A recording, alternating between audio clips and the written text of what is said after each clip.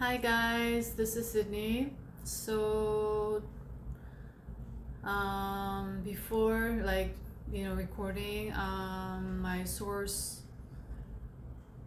my spirit team source Gaia, they came in really strong, with a very loud voice to be on camera and share whatever that may come through. Because the message had been coming through that I had this idea that I want to share this for the last 3-4 days. But physically I was for some reason with all this high frequency energies and a lot of the crown chakra activations and the energies that I was integrating, it was very much a lot of heavy energies in my physical body, because my physical body also had to integrate these higher light codes, activations, or so-called ascension symptoms, however you resonate. And it's been pretty challenging, so I didn't feel like doing anything. Even though I had this strong urge to record, I was like, if I work, then I'm gonna get burned out, and I don't want to get burned out, because I don't want to just feel like I want to stop altogether and do nothing. And I want to kind of pace myself also, while also catering to my own needs, prioritizing my self before anything and everything is very important. So in order to continue to do this as well, because otherwise I would just, because I have something to talk about, something to share 24/7 every day if I don't stop. Because, and also I'm receiving constant messages. I shared this previously, but the truth of my own experience of this, living this reality of this soul life that I chose at this point, is I'm just receiving and talking with spirits and teams and angels and everywhere everywhere, all the time, which is a life that I never thought of or envisioned of or dreamed of living. And I would go crazy if I if I didn't choose to have a very difficult life in this lifetime, having to deal with a lot of negative, lower people with lower energies, sneaky energies, all these things all my life, that I chose to participate, enmesh, entangle, and then learn, and then later notice, recognize, discern, detach, cut off, however you resonate with these terms. I chose all these experiences to have that information, have it as a record, whole library of my own, that whenever I sense my psychic antenna goes bling bling bling, and I sense the energy and I study the energy and I dissect it, I witness, observe, and boom, bam, I go to the reference from my old experiences in this lifetime. Perhaps it's also coming from other lifetimes as well. Then okay, I identify right? And the challenge was, when I was going through it, when I was entangled in it, I was in amnesia, meaning I didn't know I was the light. You see, I was surrounded by the darkness all around and within as well. And I was searching for the light which I shared in a couple of my videos, I believe, in the past, that I wasn't religious in this lifetime, but I always prayed to God, to Jesus, for some reason, ever since all the memories I can have, like going as far back as like when I was 5, 6, 7. I remember praying every night, not like praying like this, like a Christian ritual, but just lying in bed, always communicating with something. And then it started to, that story, I was getting more conditioning. So I started to question myself, I started to doubt myself, which was all part of the design for all the people around me to place that upon me.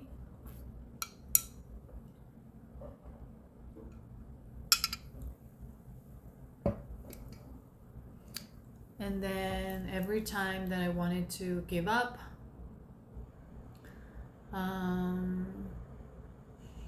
I prayed. I prayed like, help me be the light. And that was in my blueprint, soul blueprint somewhere. And I always thought I was weird. And it was, I couldn't share this to anybody because I had be the light as, you know, like this phrase as my, at the time, like I had Facebook account. I don't have any Facebook, but like,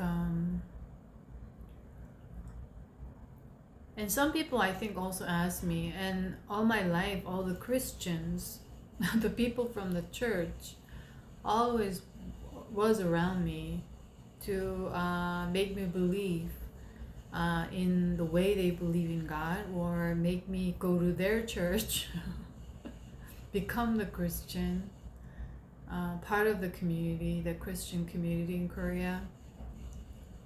And whenever I went or had these people around me, for some reason I was able to discern. I remember having this conversation with this one guy in Hong Kong. It was like my friend's friend, and he was Danish,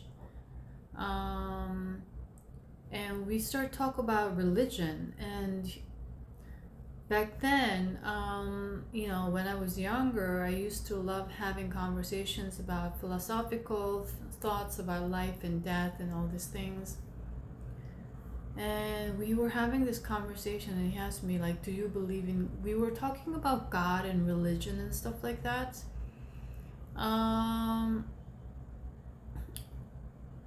And I remember telling him, from what I have researched and what I have experienced thus far, I believe in God, because at the time I was like thinking about what it means to be an atheist or agnostic, or like a Christian or Jew or Muslim. But I feel like, you know, they're all talking about in different contexts, but when it comes down to the core, it was all coming into the same thing. And I remember telling him that we were I believe in God, but I have this belief that the priest or the person who's teaching God's teachings is manipulating the teachings of the God. So I don't believe in people, I believe in God. I remember saying this, and this conversation, it was very like, just, you know, it was like we were after dinner, we were out and in Hong Kong, and we just randomly have this conversation. I was surprised that he was also into this as well, this kind of deep questioning. So like for a couple of hours, that was it. That was this conversation. But then in hindsight, that memory never left me, because even though I was deep in sleep, I was very much conscious. I was very much aware of what was going on. I was constantly people, studying people's psychology, what's going on in the world, how the world is turning.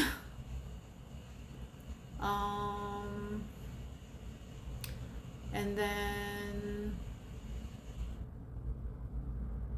yeah, for some reason that is coming out very strong. And today, I've been connecting very strongly both with 333 and 444. For some reason, very strong integration energy between yin and yang, between different timelines.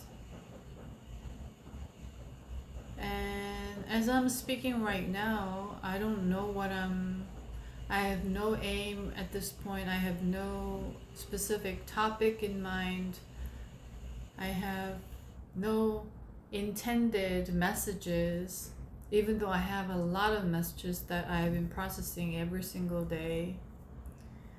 That is perhaps the update on what's going on with Gaia's ascension, world events, what's going on with the angelic realm to support the collective, the galactic, the ascendant masters. But like I came in to record this video because I was guided. I had this very strong push, because I've been sitting with being on camera for the last 3-4 days to recover or prioritize myself. And then today they called me in while I was like lying down in bed, just like at the time, just like receiving more messages basically. Whenever I'm on social media, everything is a message. And looking back in hindsight, if they've given me this job even like a year ago, I wouldn't be able to handle it. 2 years, definitely no. 3 years, I would go crazy. 4 years, definitely, I would constantly avoid it. So the thing is, the big message that is coming is that the individuals and the collective, there's a lot of chaotic energy right now, especially the last 7 days, like a week or so has been very like chaotic in terms of world events, what's going on, more division, more separation, more chaos, more fear, basically. And so much information coming on that you don't know what the truth is anymore. It's very hard to tell the truth.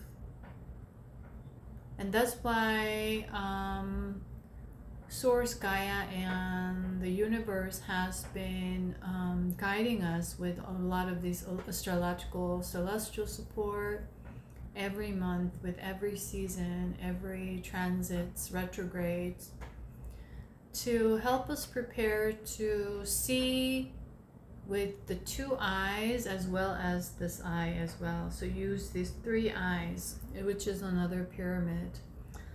See the duality in this light, but also see the illusions too. So we are to see everything with the 3 eyes, not 2 anymore, or just 1, but all 3. And now we are integrating with the crown chakra. Boom. So there's a lot of heavy crown chakra activation that's been going on since we entered April. The number 4 representing the integration process, the square experiences, the first dimension or the oneness, and then we created experiment of separation, you see, from this expression, and then we start to experience, and then after the experience we discover something, we recognize, we realize, therefore we learn, meaning we learn the lesson from these experiences of oneness separating into duality of that expression, and then experiment with these duality aspects, and then coming to an physical experience, and after that we are reflecting and we integrate. And that's how we evolve, that's how we expand. So this year right now with this April energy, that is very big right now. And today I can't remember right now, like my crown chakra is constantly very much active and clearing, receiving. So there's like a kind of cloudiness here. So I don't remember whether I shared this or not, like in this recording earlier, but the 333 and 444 came on together very, very strong together, with both yin and yang energy of integration.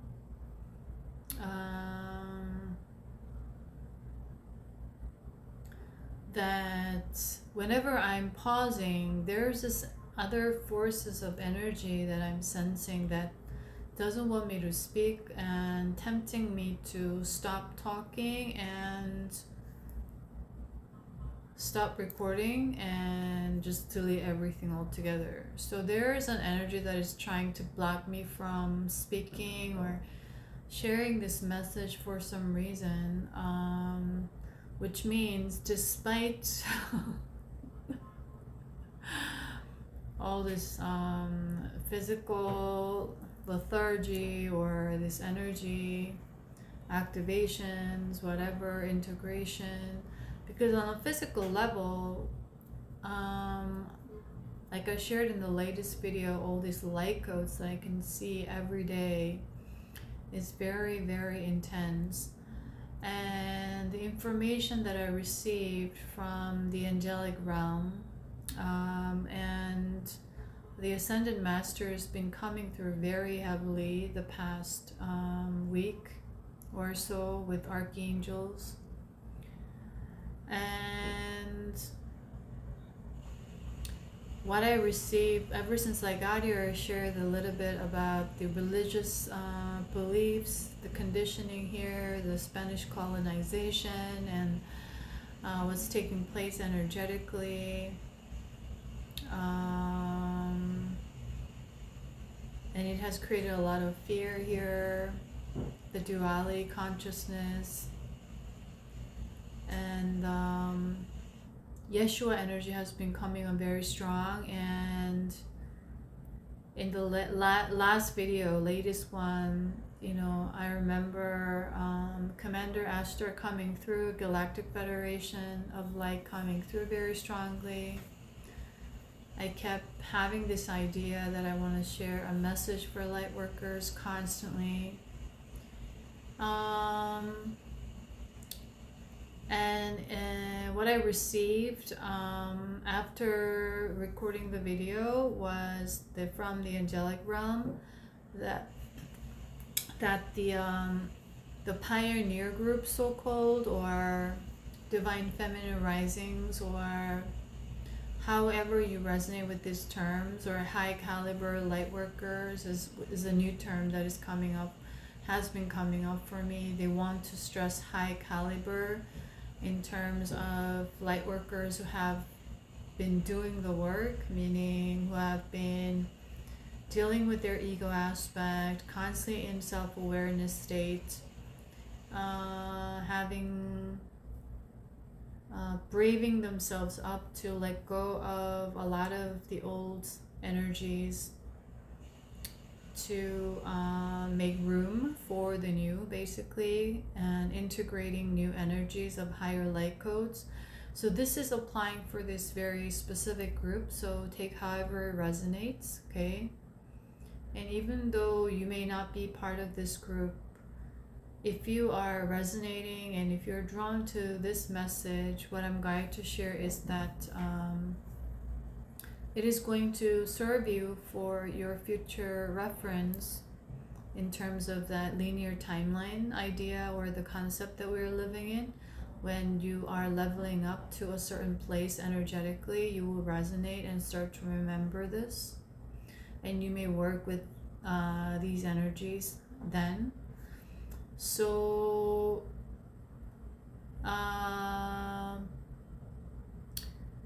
the constant pyramid energy that I've been I started to connect heavily with on the 777 portal last year, that I shared in the video that time, that in my third eye vision in my sleep time, and that pyramid has been changing, the energy has been changing, upgrading, elevating, evolving. And this time we are working with Master Jesus,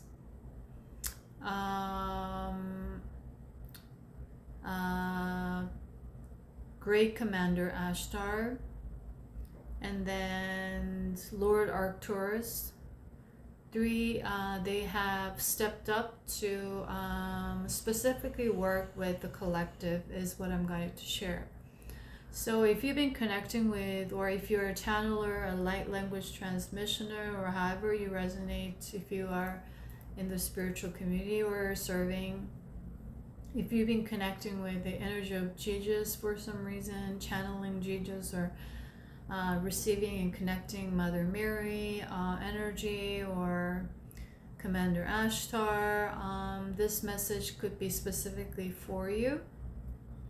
And that's a confirmation that you are part of this group who rose up. So they're working with these individuals who have created the room for the new, which I've been mentioning this the past few months, or a couple of months, I believe, in the video. It was all to prepare for this moment, right? And that they are helping you. They since April is what I'm going to share. So they came in to help serve these individuals, to support them to integrate higher light codes into their light body. And this is all part of the journey of the transformation, or the transition from carbon-based to light-based.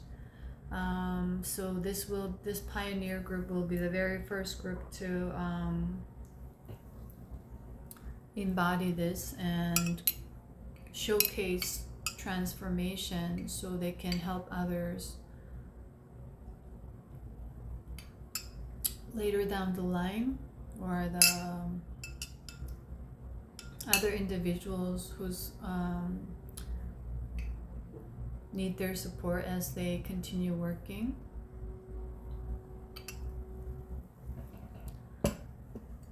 So this is the energy, especially Lord Arcturus, is the higher light codes from Arcturus with physical healing, which I shared since the late 2023, early 2024. The higher light codes, higher light from Pluto, Andromeda, Arcturus,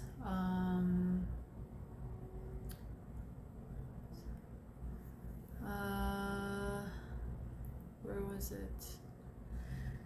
These are the three that is coming up for me. I'm just going to ask why I cannot remember the others, but only these three particularly showing up in my conscious memory field. Andromeda, Pluto. Okay, so they're very active in April to support us with this integration, and embodying these higher light codes into the light body. So that is why see, Andromeda is pouring down the higher light codes. The Pluto, with the Pluto in Aquarius energy kicking in also. Yeah, so for some reason my crown chakra is very like foggy right now, but it's helping me to tap into the subconscious more, so I can be pretty forgetful right now as I'm tuning into this information.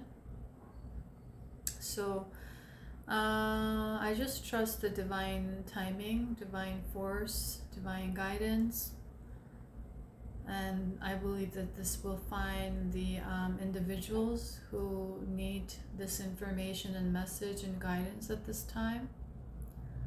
So I'm just going to continue to flow with it, and as I'm sharing this, I feel like a little bit sleepy, which I have been in this state for the past 4 or 5 or even a week or more. It's been pretty challenging on a physical level because I just felt like I didn't want to do anything, just lie down, sleep. But then at times, at certain hours, I was guided to go out, move my body because I needed to ground this energy, higher light codes. And I had to like go to a park, connect with the tree, take off my shoes.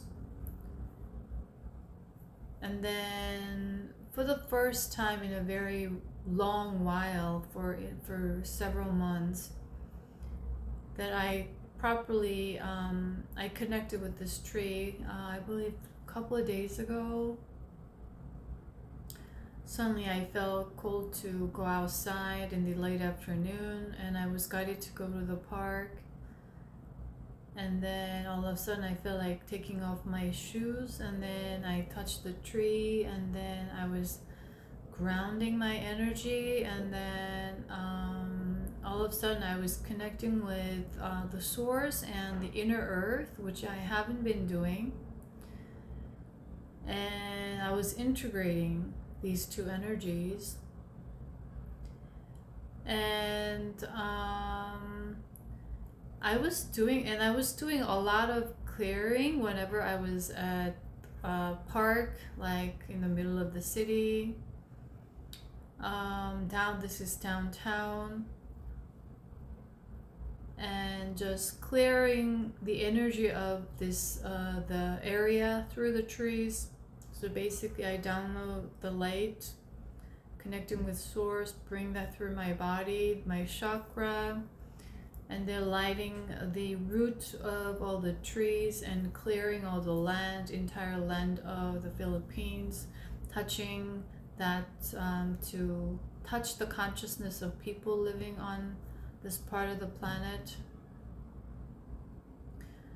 So I was I didn't plan on doing it, but whenever I touched certain trees that came, and then I would do it, even though it's not long, or because sometimes when I do it I lose track of time. I don't count time, so I don't know how long I've been doing it, but it just, for me, it could feel like it was brief, but it could be like, I don't know, 5 minutes, or it could feel long, but it could be like 1 minute or something like that. So I don't know how long it was in terms of that human measure of time, but that's what I have been doing. And I share that there are a lot of cats around here that they're serving as the guardian.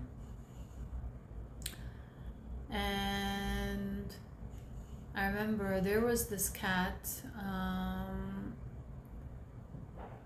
next to me, or a little bit, like just maybe 2-3 meters away from me, and then it was sleeping. It was like, like they're all sleeping like this. they're all like laying down, just like and it's so funny. And then they're all sleeping a lot of the times, and by like 8 o'clock, 9 o'clock, they're asleep. And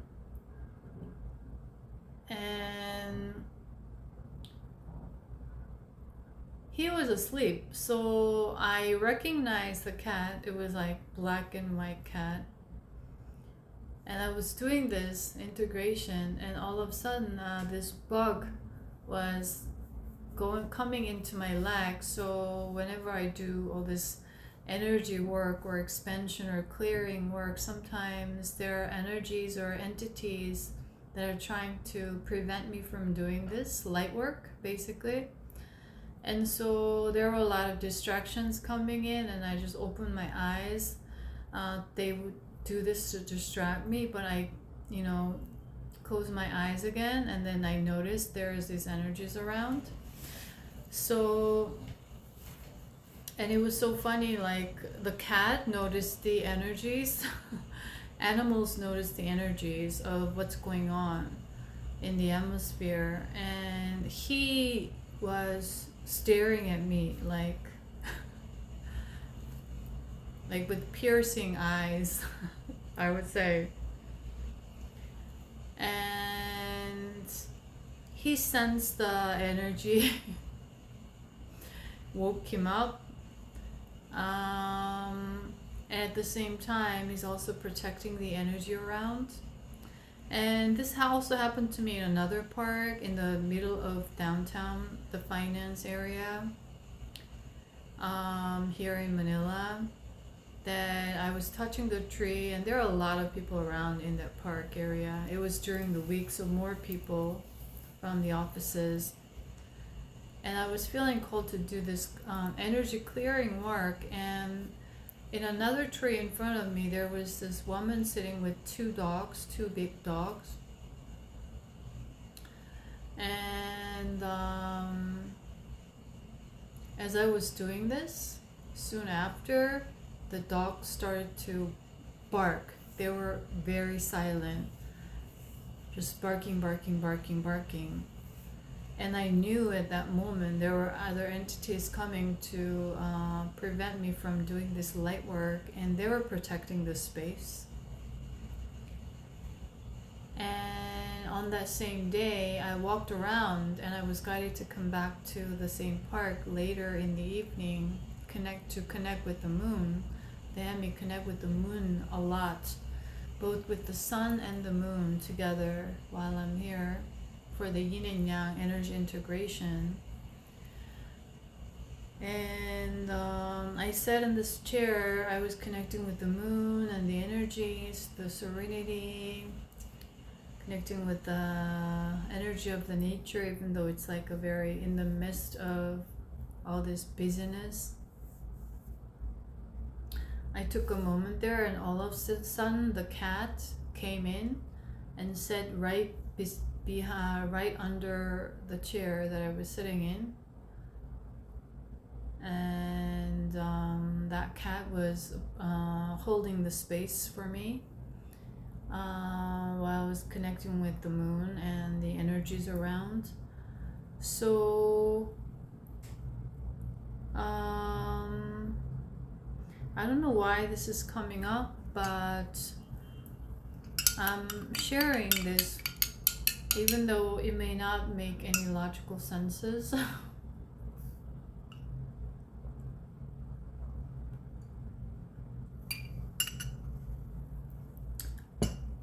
And that's the energy that we are living in, is what I'm going to share. That some may call it like it's testing me, some may call it it's training me, depending on how you define it, right? Because you are the creator of the meaning that you give, is your life in that moment, right? So depending on how you perceive it, it may be unique to you or different for you.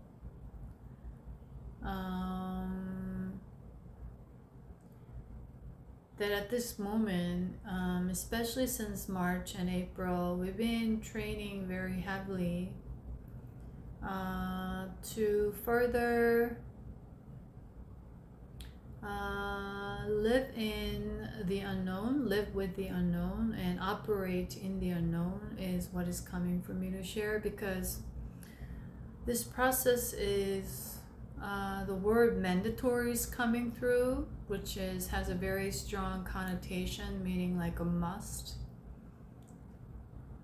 That it's mandatory for us to integrate at this time in order to activate that soul blueprint or goal print and start to structure things in according to that soul blueprint, not the egoic manifestation is what is coming up.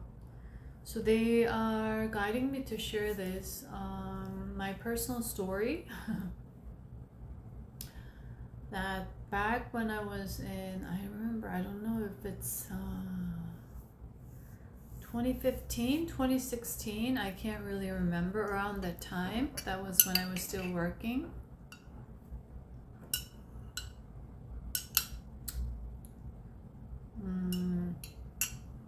You know, in the corporate environment.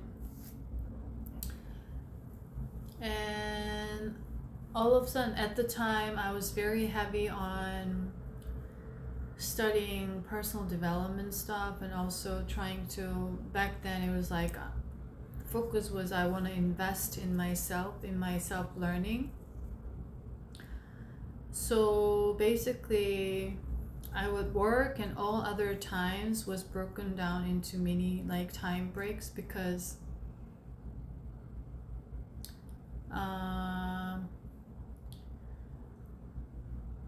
I was always, you know, in that structure of the corporate timeline or the chasing structure, right? You get up at 7, you go to the office, you start work at 9, and then you sometimes finish at 6, sometimes 7, sometimes 8, sometimes 9, sometimes even longer. Or you sometimes start the day earlier when there's like a meeting that you have to prepare. I had to get up at like 4 or 5 for a 7 o'clock meeting, something like that. And then I was always tired, I was always sleep deprived, and I was always running on this limited idea of resources, right? That the idea of 24/7 was a constant restriction on my mind, on my subconscious. That meant I had to break everything down to maximize my time, to optimize my time, and that was my very main focus at the time. Because once again, I looked around the people and the close colleagues that I was hanging out with, and I started to notice I couldn't trust them. Because it's like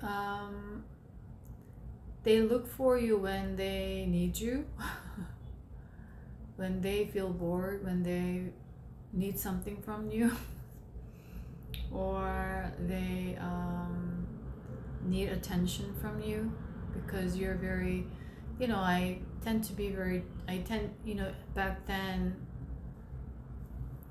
very generous and, you know, validating and listening. And so there were colleagues, and then I started to notice the pattern. They only came when they were in depletion. And I kind of, you know, I shared in this other videos, I was always very much self-aware all throughout my life. So I had two voices, one the ego and the other higher self.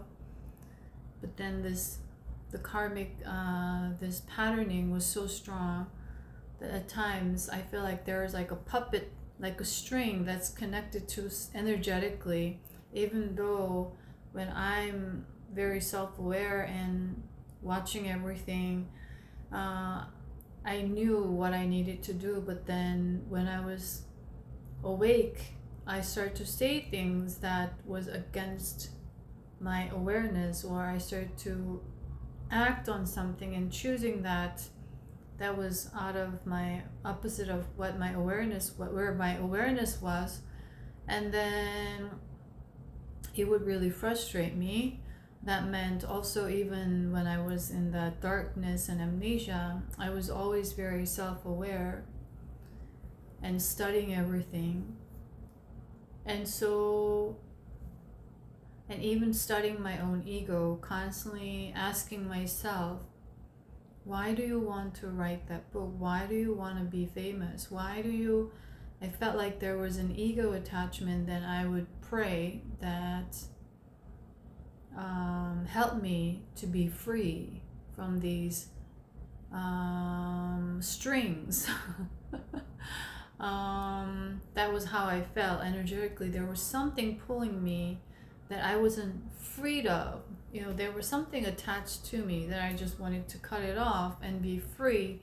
But there's another one. So for me, it was like a puppet show. It's like a string, and there's like an ego aspect. And even back then, I was questioning the meaning of ego, even though I studied psychology. What is ego? What does it mean, ego? I was like trying to go really deep and deep and deep. And when people use, that person is egotistical, I didn't get it. I really didn't get it. What do you mean egotistical?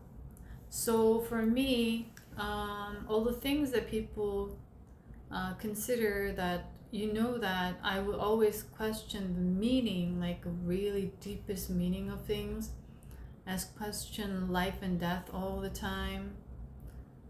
Even though I may not have this conversation with people every day, within myself constantly.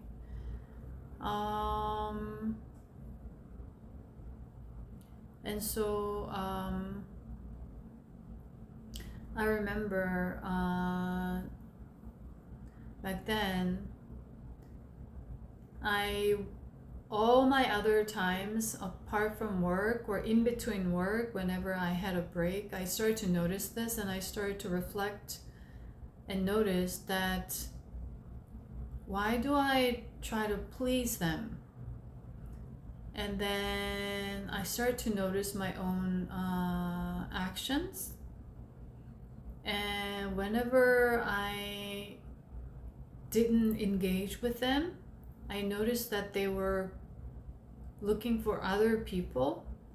So the so-called friendship wasn't loyal. It wasn't like, I would say, reciprocal.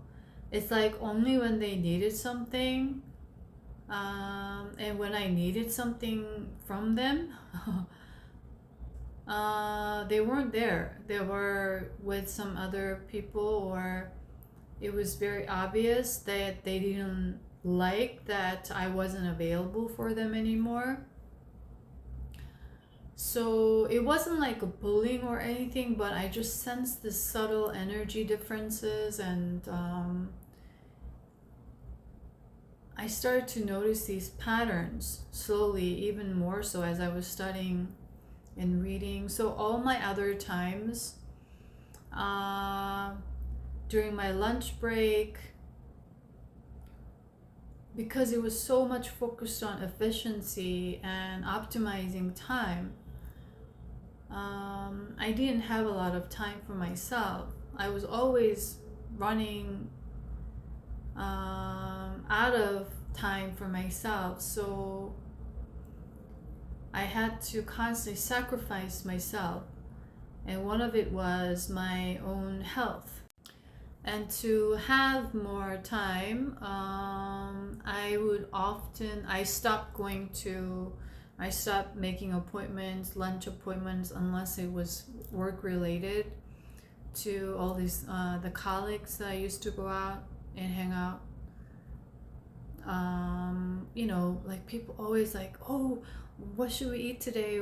Like that was the excitement of the day, because everyone was like always complaining about work and they're always tired, right? They have this problem, that problem. So eating was the only way out, that lunch break. And they plan it out in advance so much. Some they want to eat this and there's a long line, so we made plans to go out earlier. If you can go out early, you get online or something like that, right? So it was all focused on that. And then when we get together, it's always talking about somebody else at work, or our clientele, weird, crazy ones, or this crazy boss, or talking about other colleagues. And I start to notice these patterns, and I'm like, and I'm constantly studying and reading this personal development stuff. I don't want to engage in, basically back then it's like I don't want to waste my time talking about other people and gossiping, and I start to not make any lunch bookings like this, because it's the same thing over and over. You go for lunch and then you talk about this, or sometimes you have lunch with another colleague from another department for strategic reasons.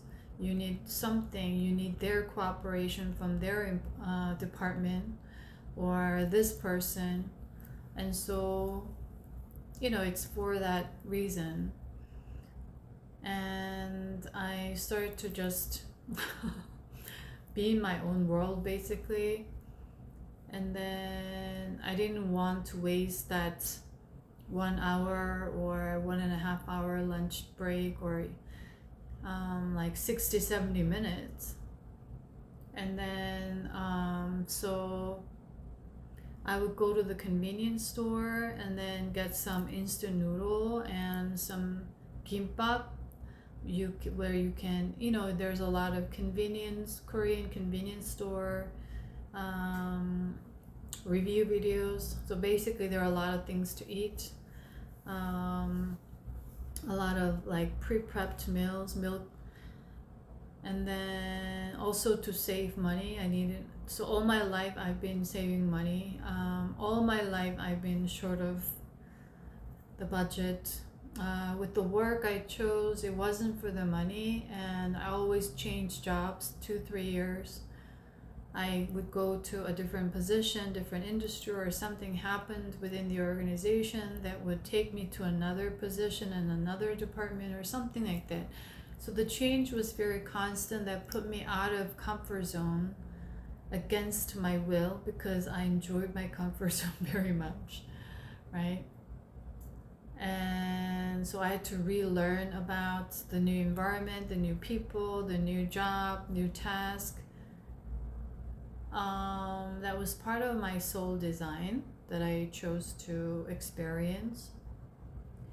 And then I remember going down to the convenience store, and I remember I used to drink like lots of Americano, ice Americano, to wake myself up. Just regular Americano wouldn't work. I used to love latte. I would get iced latte once a day.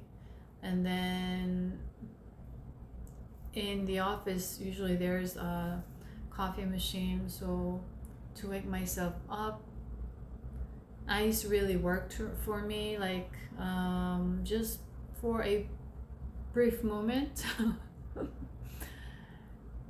I remember getting like, I don't know how many cups I got a day. And then low on nutrition, right? I get instant noodles and then those like things. And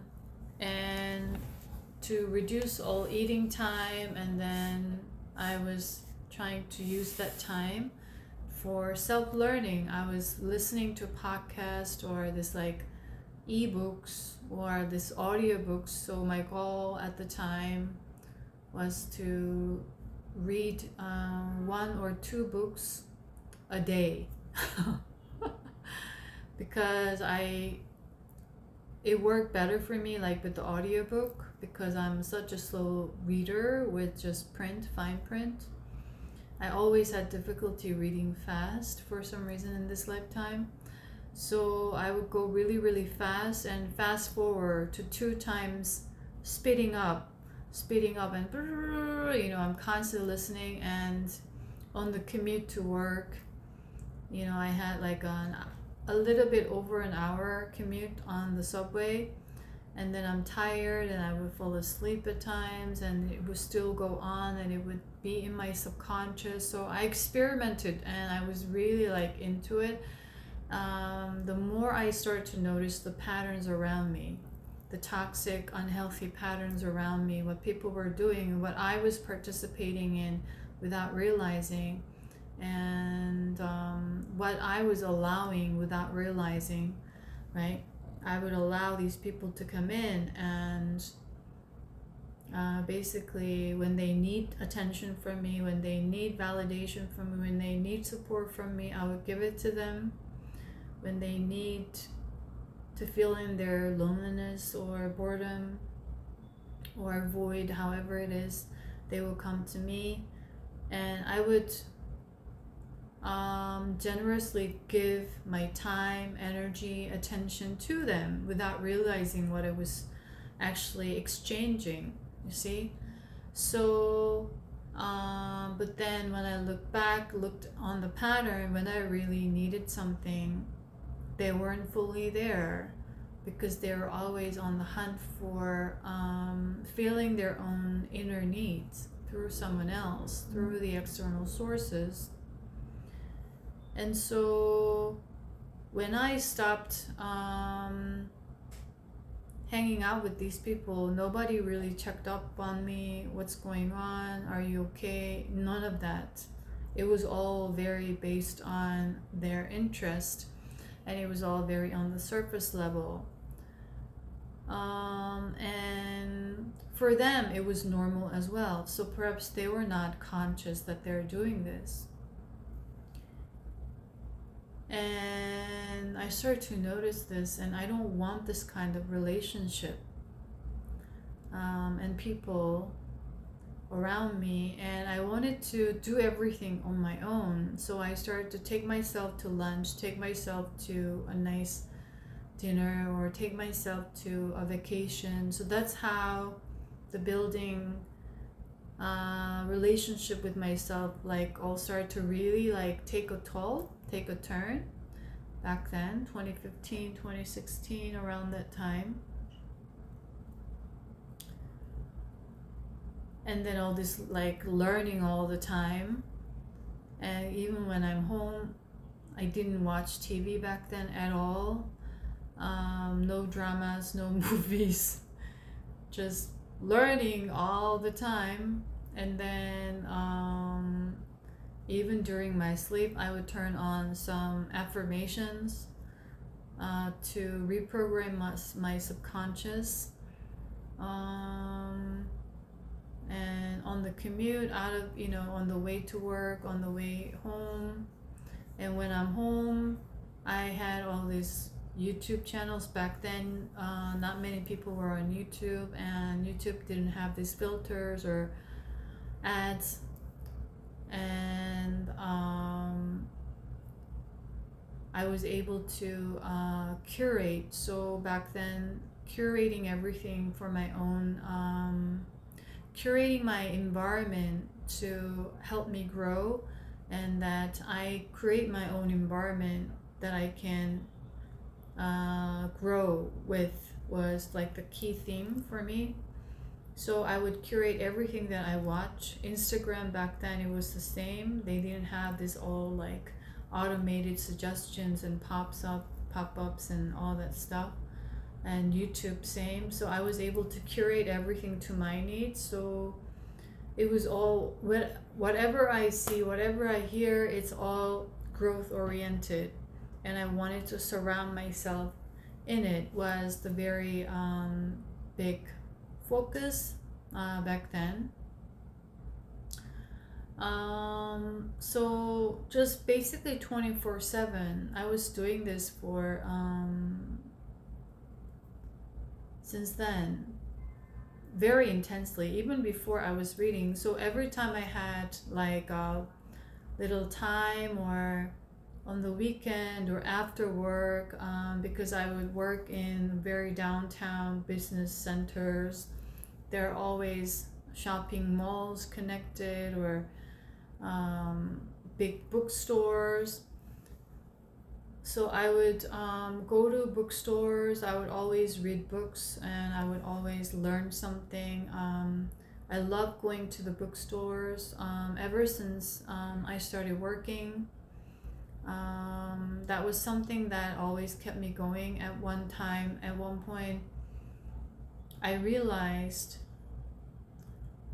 it wasn't when I think I was in college or something. I was going through this like big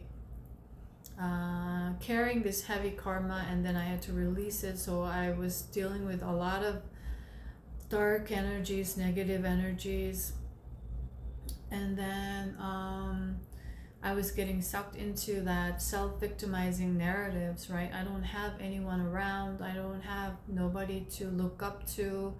Like the idea of role model, I don't have any role model. My parents aren't role models. The people around me that I cannot learn from. So I was like having all this like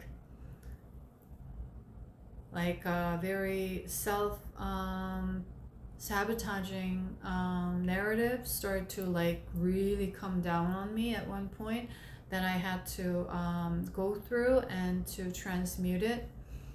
And then all of a sudden I went to the bookstore and something woke me up.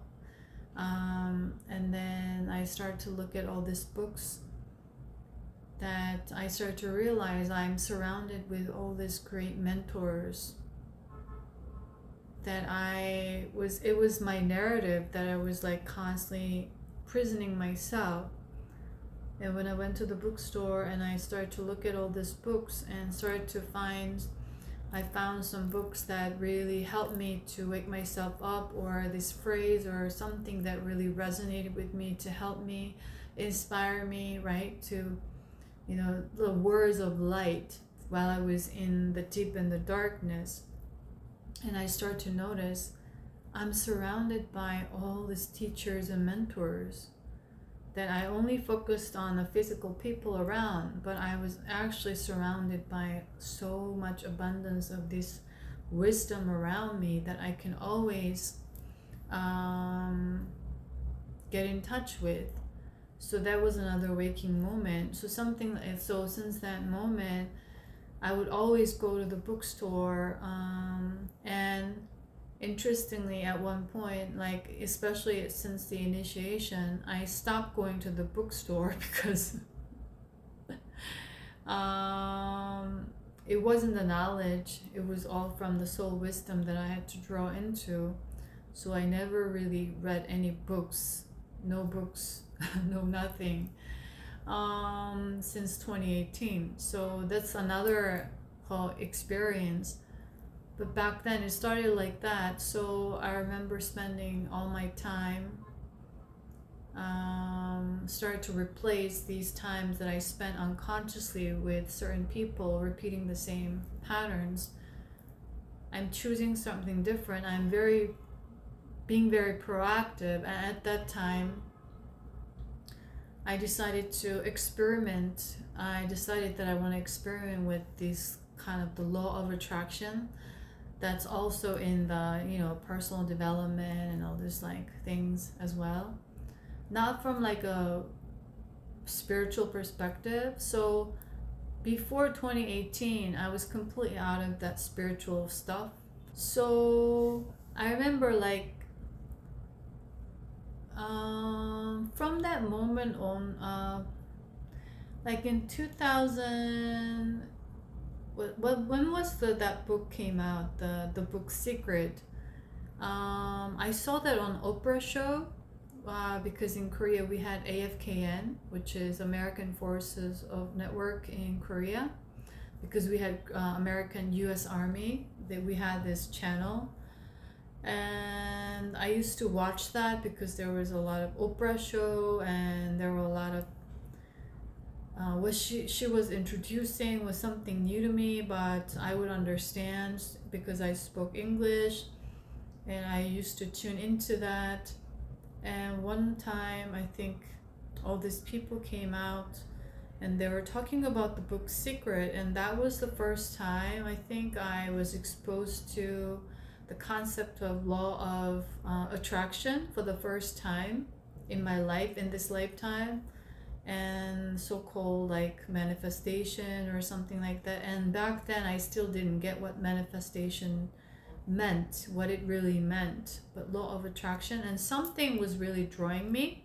So I remember buying the book, and there was like a CD where there's all these like people were talking about like the law of attraction, and they were sick and they visualized something, they started walking, they were healed, or they were like out on the street and they lost everything and depressed, and now they're like millionaires, and that's how they highlighted. And then I read the book, and something was really drawing me in. I was really resonating. And I remember introducing this to all my family members, including my parents, my siblings. No one was paying attention and tuning in other than myself.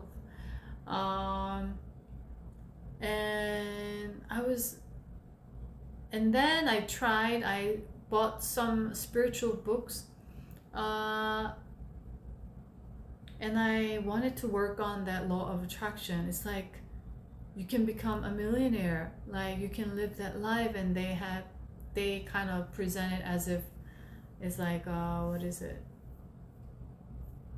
just complete transformation, right? That you never believed or thought. So for me it was like a ray of hope at the time in my life, that something like really opened doors for me, like opened new eyes for me. So I tried to write down what I want, because they said, you know, you have to know what you want in order to attract what you want and all that stuff. And that was the time I sat down and tried to write. I couldn't write any word. I couldn't write anything that I really wanted, like specify, articulate, or I couldn't write anything of my strength or weaknesses, or I couldn't write like what I'm proud of myself, what I love of myself, like, you know, like I couldn't write anything because I was such in a deep negative, self-sabotaging, negative narrative state that I was taking on a soul level for a purpose, because I was transmuting all this karmic work, karma for ancestors. So it was like a ray of hope. But then at the same time, when I was sitting down to work on it, it felt so burdensome. It felt so overwhelming. So I put it off, because I tried to write something, I couldn't write anything down.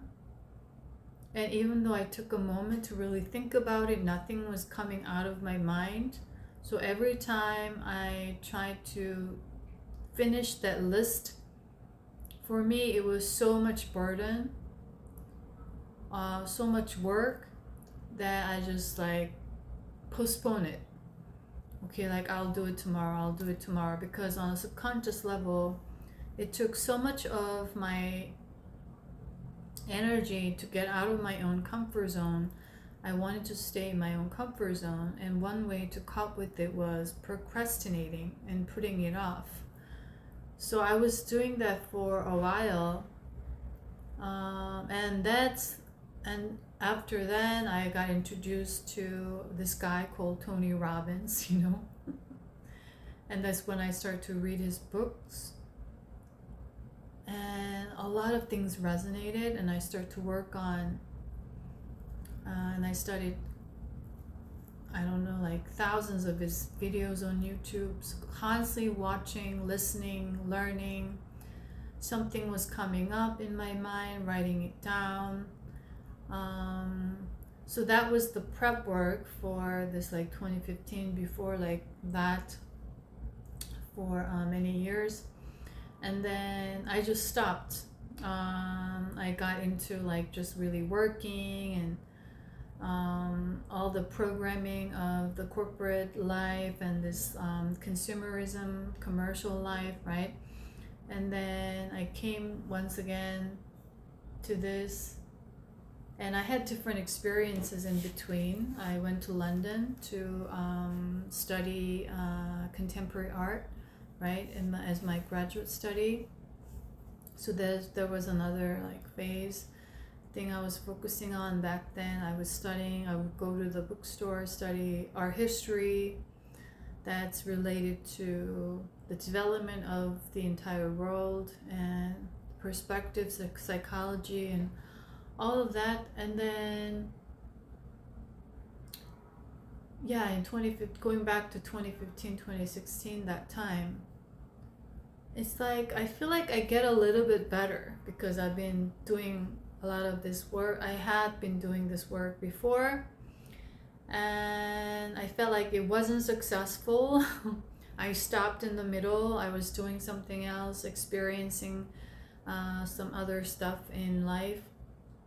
Also, I was also questioning wisdom and learning throughout.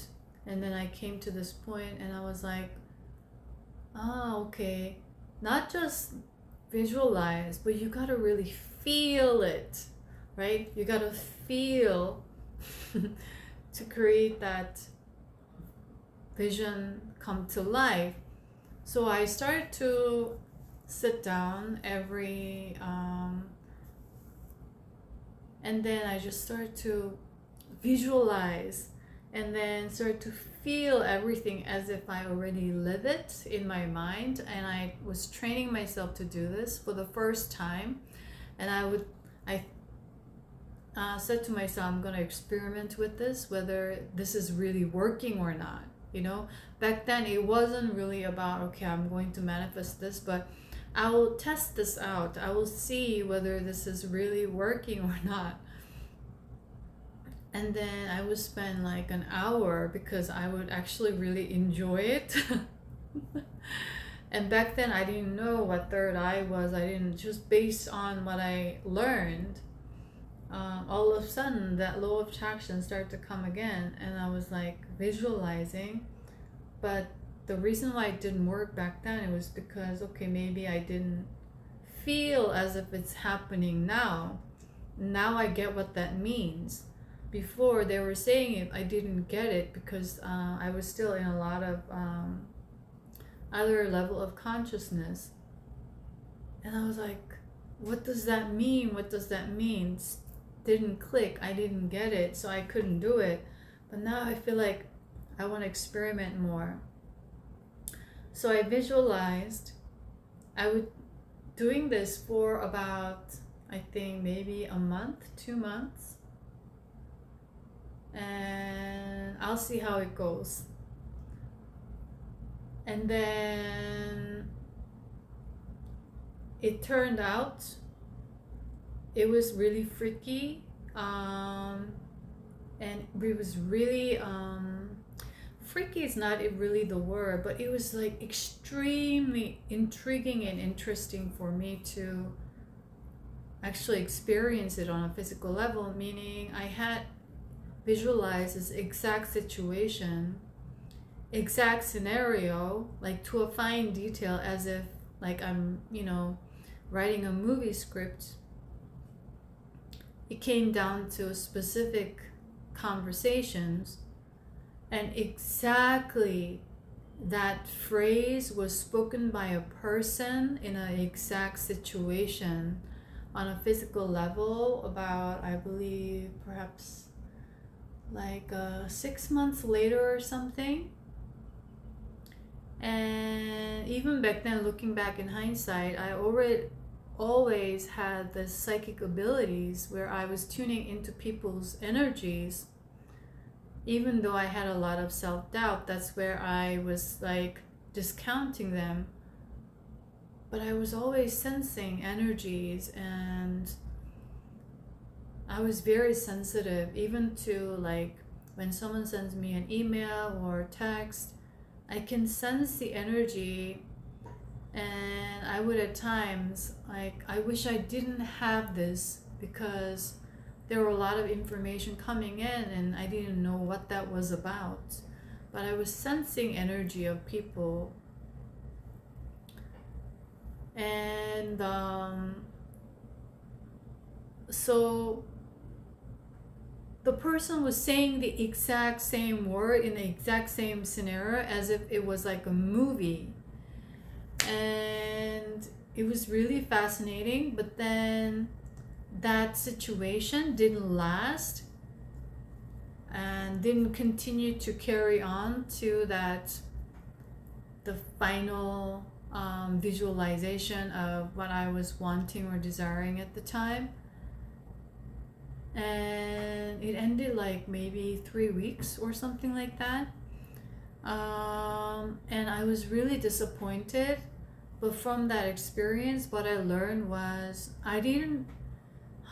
so I can actually, this manifestation or this law of attraction or however this works, I experimented people exactly the same thing in the same exact scenario, but the thing is, it wasn't lasting.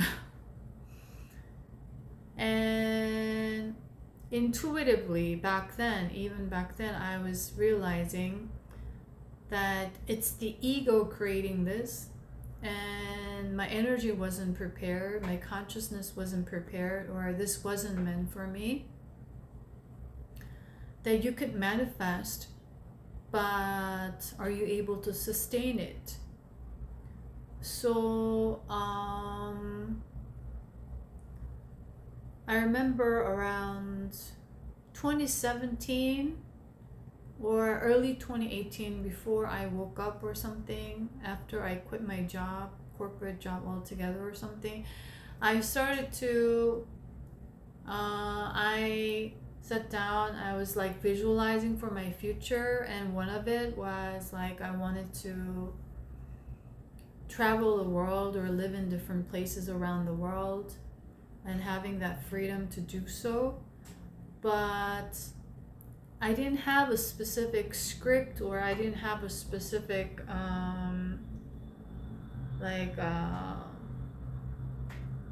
vision, or out of the desire or out of what I wanted at the time, because on a subconscious level I got that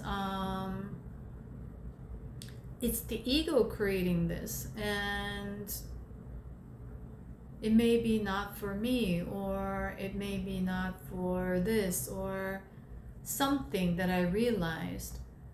So I didn't have anything in my mind, but I would just sit down and then visualize, but not trying to visualize, but just sit down and focus on here.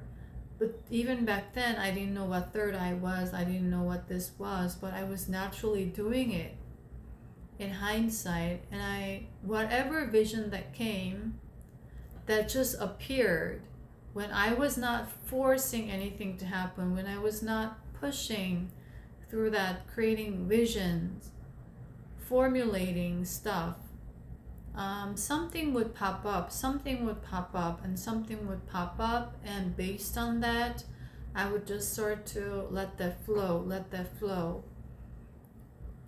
And back in late 2021, after I had my cancer surgery, I chose not to go to that radiation therapy. And the moment I made that decision and I started to shift my diet altogether and then go full on juicing and just alkaline diets and all of that, I started to get messages that new exploration, new adventure, and I didn't know what that was. They were hinting me, they were giving me a heads up. And then even when I planned the trip to Egypt, when I was there, and even when I was sitting in front of the pyramid at 222 in 2022, adding the energy to the spiritual group that was already there, that I know who was the person who was leading that group. Now I know my relation to him, and that what he's doing now and what I'm doing is connected. For Gaia, we already signed up before coming in here on a soul level, but only this information came last month very clearly, even though I had this hunch. But the clarity came like last month, and I started to tap into the Akash, and I started to remember my lifetime with that person, who I consider my soul family member, that I never met in a physical life, but that person had been helping me since my initiation in 2018, from I believe 2019, 2020, 2021 a little bit, and at the same time I was adding my energy to what he was doing with Gaia already, even when I was still awaking, in a waking up stage, or this clearing up karmic energy stage. So it's been a very interesting journey, because it's like I love my comfort zone, as a human being. I love the comfort. Like, I don't want to leave. For example, I had so much fun in Osaka. It's like when they told me that my next destination would be Manila, I was like, oh, I don't want to go. It's like I'm feeling settled in Osaka. I want to stay here longer. But then other part of me is like, okay, surrender. And allow myself to open up to the new, the unknown, right? So there are these, like, at times inner conflicts. Not like already I know that I would go there. I already planned everything. I already booked everything, the flight. But still there's this energy, like emotional attachments, when you have good experience. Or sometimes it's different when you have such heavy energy in certain places, like in Cambodia. You just want to get out of there. You just want to get out of there. But like, you're meant to stay there 1 week or 2 weeks longer. So all these things. So it's like this life is something very unique that I never really expected, that I never really planned or envisioned when I was in an ego state. And still now, I don't know about the details or detailed plans, but I'm flowing with the unknown constantly. At least that was what my soul chose to in this lifetime, to help me get out of the comfort zone by design. And sometimes I had my own resistance, right? And so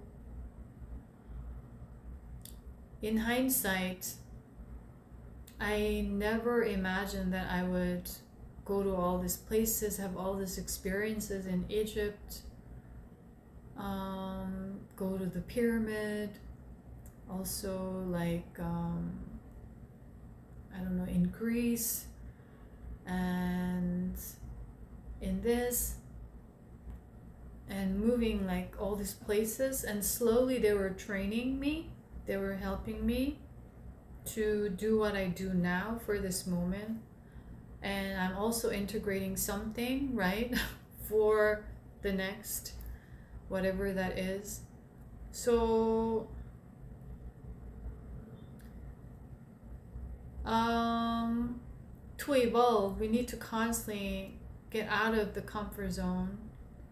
So back in before I planned my trip or I really decided to go to Egypt, Egypt came up and I knew intuitively that I was meant to go there. And I was planning on signing up as the participant of this group that my soul soul brother, sister, however, you resonate with these terms, was back then I had no idea. But then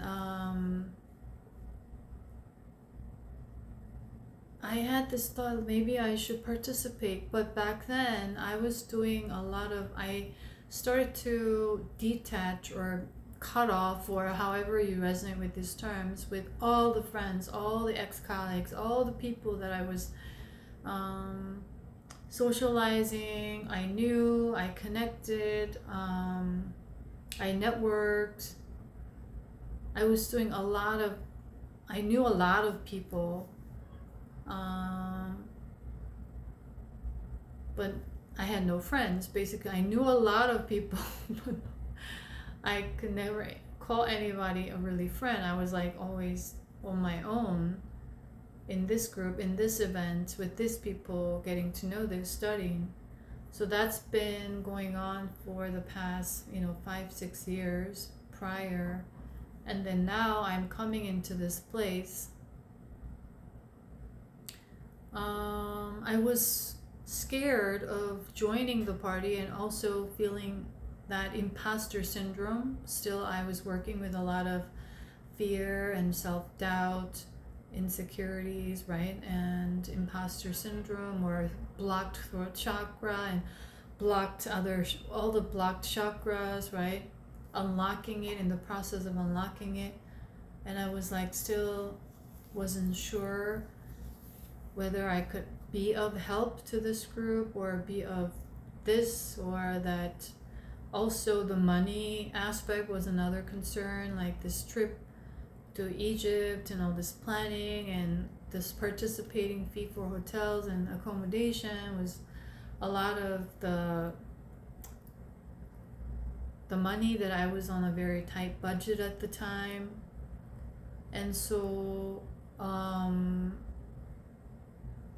I think I was a little bit scared to get out of that comfort zone that I was in. I was, for the since 2018, 2019, 2020, 20 up to that point, at the end of 2021, I was doing very heavy dark night of the soul, shadow work, very deep in isolation, a lot of activating my own energies, remembering process. And then it's like at times, I share this quite a few times, that I would sleep for 20 hours. I would connect with certain beings and I would activate my own kundalini and doing all these things, like in my third eye I was seeing things, and then so-called extreme physical ascension symptoms, like strong heart palpitation, like it was so strong that I felt like I was getting sick. I would get scared, and then I would, all body aches every day. I had no energy to even walk out of bed.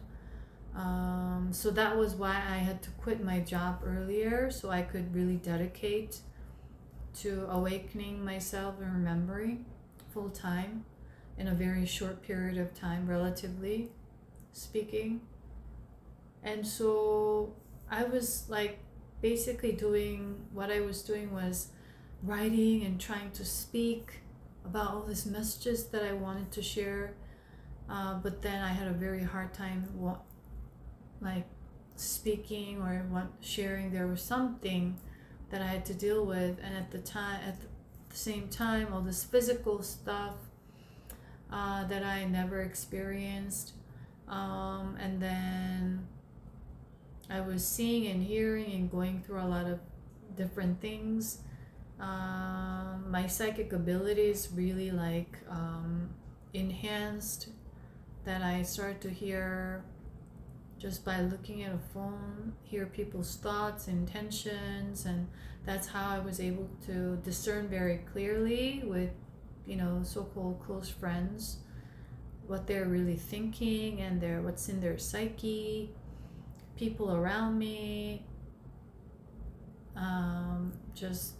and they start to reappear, and I reconnect, and I start to find out, and boom, boom, boom, boom, cutting off, and then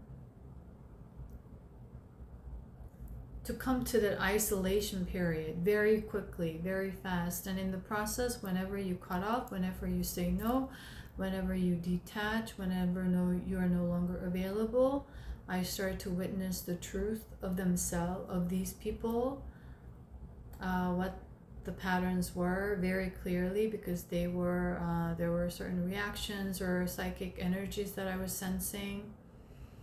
And also I was able to hear things, their thoughts, and I had to learn how to work with this gift, because it was coming in from all these different directions. And then I had to work with trusting my intuition, and it's like so in 2021, it was like just one day before the sign up of this participating in this spiritual group work for Gaia was deadline. And then I was like, okay, I need one more day to think about this, and then I will do it tomorrow on the last day. If it's meant for me, like it will be done.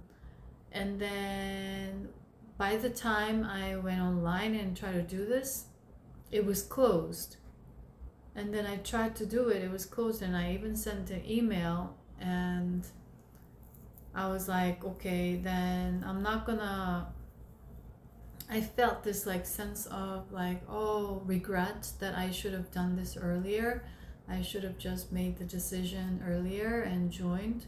But at the same time, I was relieved that it didn't work out because on a subconscious level, I was doubting myself, and I was also scared of,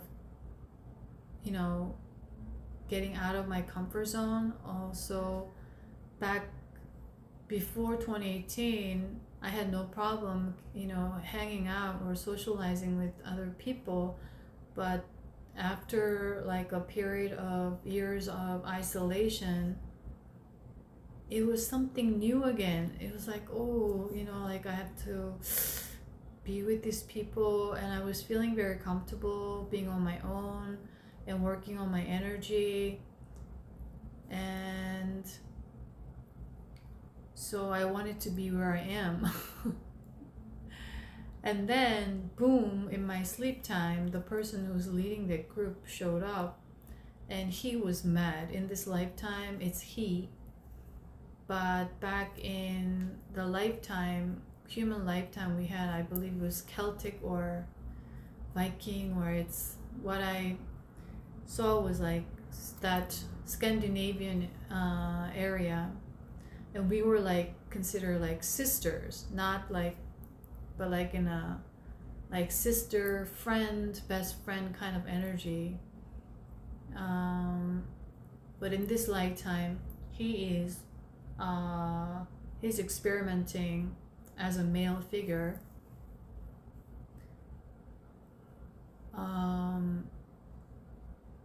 And he came in and he was so mad, and he said, you said you were gonna do this, you said you were gonna do this. And he was like dead mad, like really mad that I didn't sign up for to participate in this spiritual work for Gaia, for the 222 portal. And I knew like the importance of it because I was already connecting with light workers. Galactic Federation started to come through in 2019.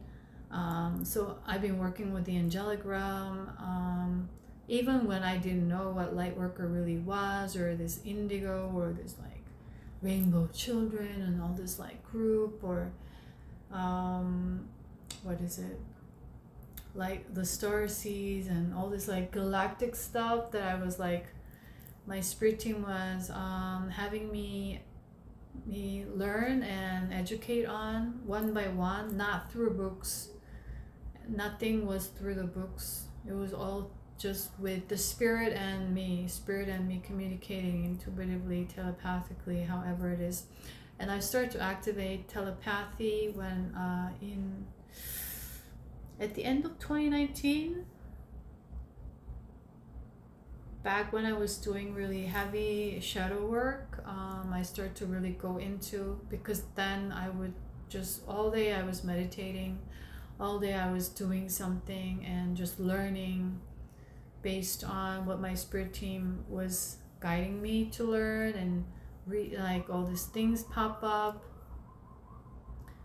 And then yeah, he was dead mad, so that really shook me up. So I decided to, okay, like I'll just go on my own to Egypt. And something clicked, and then that day I just booked the flight, I just booked the hotel, and I thought it would be like a 2-week trip, you know, before and after 222 around that time. And something was like really like with me, even though I wasn't part of the group. On the day of 222 or just before, I felt like I wanted to go to a pyramid. I wanted to go to a pyramid, add my energy. That was all I had in mind. And then so on the morning of 222, I went to pyramid on my own. Before, I had visited there in a tour group.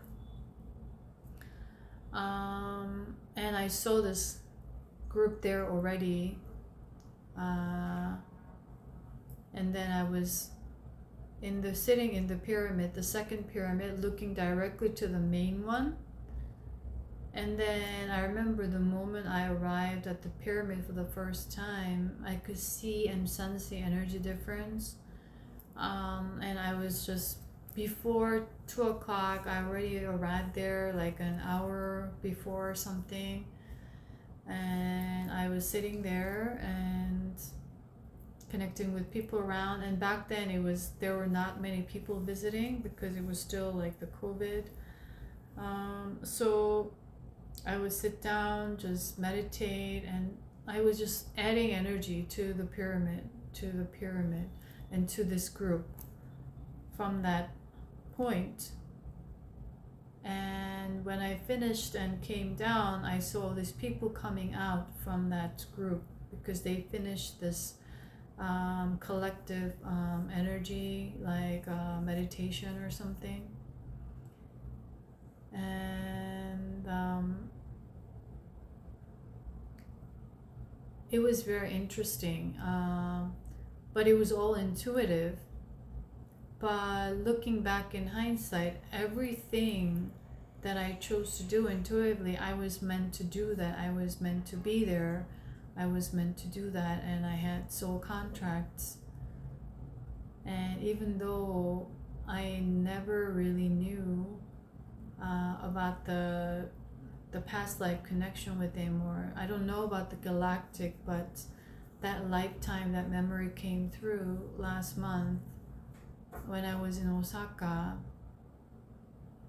And Source and Gaia said he knows who you are, or she knows. Like for me, more like a feminine energy, but he's transforming into more of a male energy, so he's more like a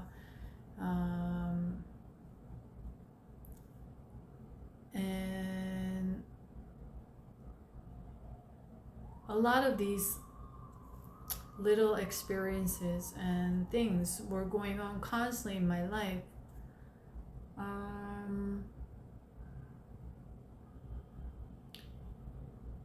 So the thing is, it's about the comfort zone. So when I look all back to all this journey,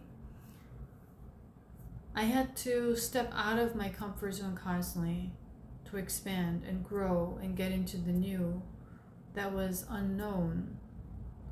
But still, there were like little tiny, itsy bitsy tiny, however, sometimes big, sometimes small, energy of resistance that was creating this inner conflicts. But then when the moment of clarity came, suddenly I was in alignment, meaning whenever I was in alignment, I wasn't thinking, meaning I wasn't overthinking, that was creating fear or doubt. And with that, I was able to take action immediately, and it was very easy flowing. So this energy right now, I think they want me to share the story because the theme right now is to get out of our comfort zone for inner alignment at this time.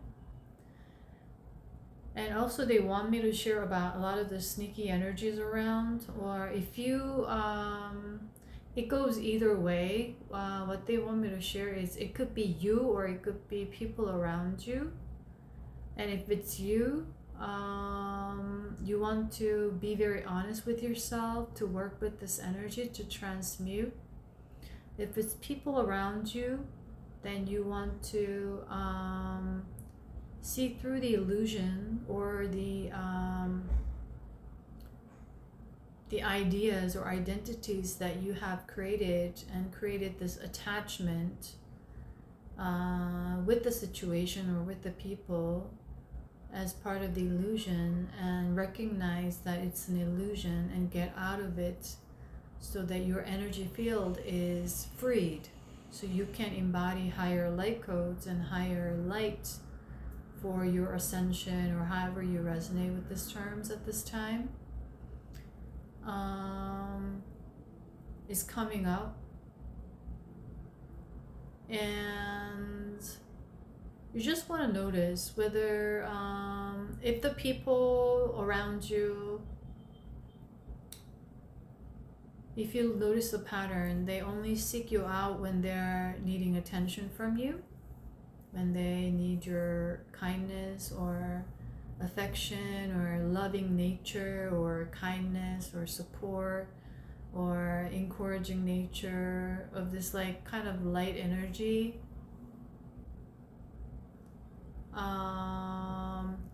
And when these energy or people or entities attached to you seek you out in that, what happens is energetically, when I scan the energy, it's like something, it's like you know those what is it, the sea creatures that stick to your skin and you're trying to get it off, and then it's like an octopus like that feet or something, it's they get attached, then you try to pull it out, but it's very like holding on to you tight. It's very sticky, heavy. You want to like get it out, you shake it, it's not getting off. You have to really force it or just cut it off with a knife to get that off of your body, is what is coming as a symbology if you're resonating. So how you can discern, continue in discernment is very key right now, especially if you're a light worker, is what I'm guided to share. That just simply when you notice the pattern, that's the pattern. And they keep wanting validations from you, they keep wanting, and the thing is, or they usually, these entities or people, they are very, they celebrate you in public. They are very encouraging of you. They say nice things and they praise you with words, but in private, or meaning, or like secretly, they praise you, but they compare because they're in a lot of the superior inferior competitive mind a lot still, duality aspect. Also, they can celebrate you, but then behind you, meaning with other people, they will criticize you. They will try to share what's wrong with you and create certain negative narratives. Usually. So these things happen with a lot of people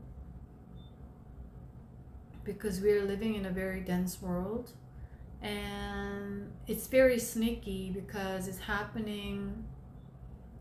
It's like there's a lot of mask, right? That's happening on the surface level in public. They're your best friend. They're your best supporter. They love you, but when you're not there, and I've experienced this psychically, I start to hear things. I start to sense energies.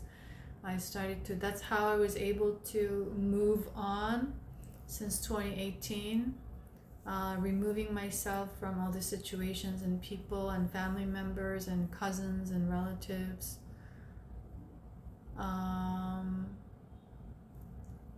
And you will notice, and what I came was, I'm choosing soul over attachment.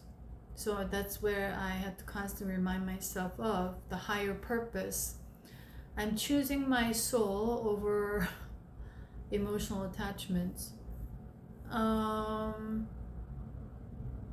Because this journey is a very difficult, challenging one, because the basis of this whole dynamic or relationship is built based on a lot of the emotional mental attachments to each other, and that's where the growth lies. You can go into the mountain, meditate all day, all years, but the real school is down here with people, relationship situations, the challenges. And as we meditate through these circumstances, that's how we really grow and evolve in the school of earth, you see. And so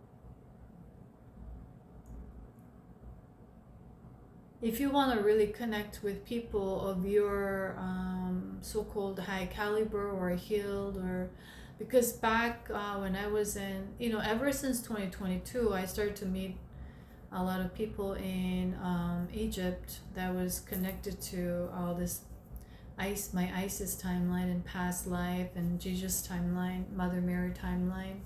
It was all connected, and it was very interesting there. Every single soul that I connected with, it was divinely guided, as if like in a movie, you're on stage, you're playing this role, and at a certain point in time, the director says, go, and these people come out, and then they create the scene, like in a musical, the scenes change and people come in. Okay, they are ready to come in, right?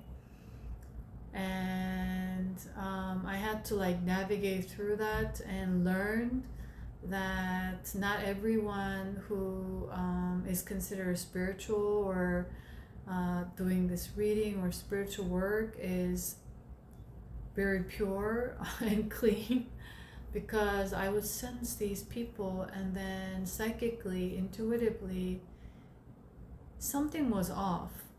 And what they were saying, I didn't really resonate. And then their energy wasn't pure or light. I felt heavy. and I didn't want to connect with that, and that's how I was able to discern. And also I thought that if I connected with certain people, they would be all healed and nice, and I didn't have to deal with all this difficult energies, that I will finally meet my soul friends, soul family, and but then it was another lesson. There's a lot of toxicity in the spiritual community, a lot of sneaky energies around, a lot of these still fakes, masking, energies attaching, everything going on in the within the spiritual community, that I had to also learn much about and navigate through. So I was like disappointed, right? That I would be, we'll finally arrive somewhere, and then it would be all like heavenly, and I didn't have to deal with this anymore. But then there was another level, and another lesson. Sick and tired of it, at times, I would say. But then I no longer use the word sick and tired, because I came to a point that I accepted and learned to be genuinely grateful and see them as part of this journey, rather than something that is blocking me, sabotaging me, hindering me, all these ideas. But rather like, okay, what is it to teach me now, or what do I need to learn from this experience? That was how I was navigating through.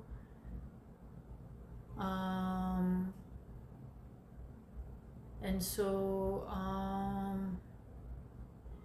this integration right now is, they're having me share all the stories, so that anyone resonating can reflect on their own journey thus far, and just basically like remind them, but also this time not just on a mental level, but on a mental, emotional, physical, spiritual level, really embody and make it your own at heart, that you're always in the right place at the right time. Not just you're saying it to reprogram yourself, but you are like, you have integrated it.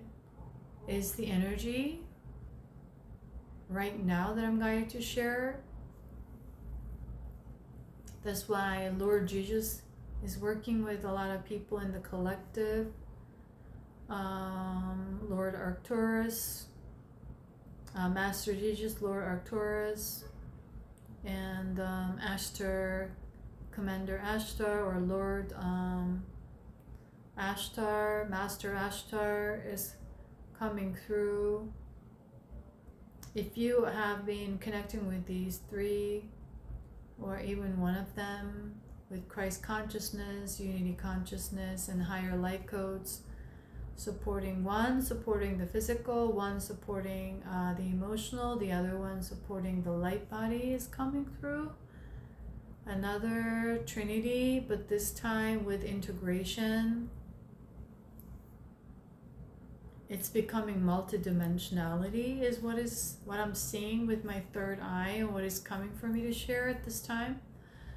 So however you resonate, you want to take the time, if you resonate, to sit and reflect and get really honest with yourself, whether you're carrying that toxic traits, or are there any toxic things in the environment, or toxins within yourself, or toxins without yourself, meaning around you. You want to further recognize it, and the only way to do that is through self-honesty, and to be very honest with yourself, and recognize to a point of acceptance.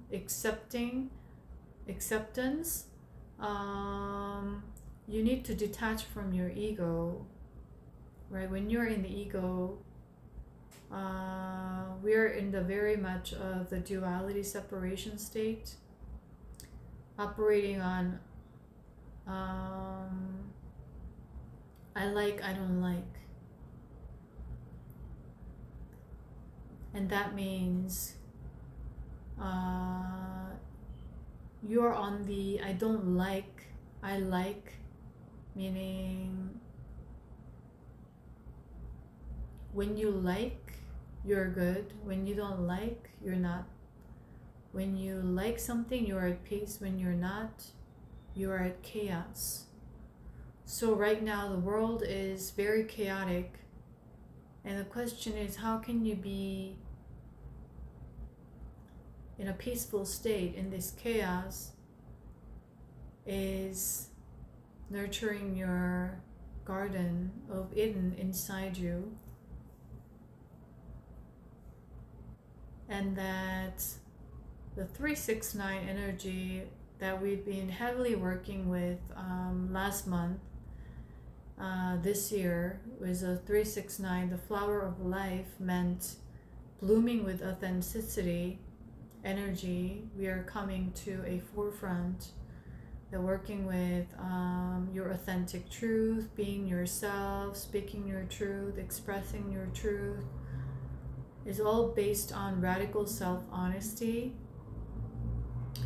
And with that, what came was the symbology of flower, as in flower of life, of this blossoming energies, that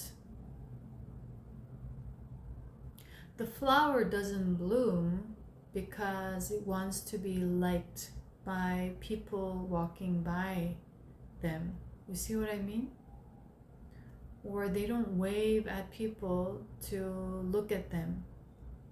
Look how pretty they are, how beautiful they are. They simply exist and radiate their own unique light. So that's the energy that we are to embody, that we've been working on heavily with the 369 portal in March, and continuing now to April with this integration process of the energy. And that's why constant discernment and detaching, cutting off, however you resonate with these energies. There's a lot of sneaky energies around in the field, for especially for people who are to further evolve, ascend, or raise their vibration.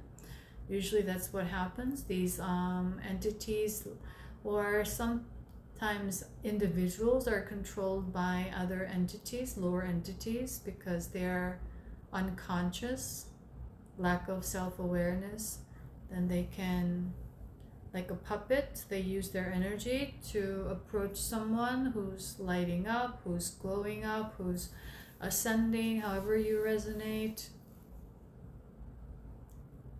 They're being played by them as well. So you don't want to get played, and you want to clean up yourself as well, and clean up your environment, clean up your closet. Spring cleaning, or however you resonate as the symbology is coming up. So see through the illusions of people playing kind, sweet words, nice words.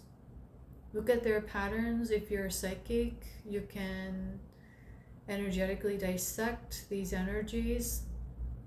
They hook on you and they snatch on you, but in private, secretly, they will compare, or they are to connect with you to figure you out, because they want to compete with you on a subconscious level. If it's not conscious, then the reason why you need discernment in religious context, they talked about unconditional love as if in self-sacrifice, sacrificial energy, that you are to forgive everyone, love and light to everyone. That idea that they teach in religious context has been very much manipulated.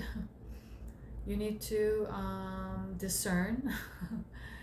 You also will forgive, but not to be good or to go to heaven, but you are doing this because of your own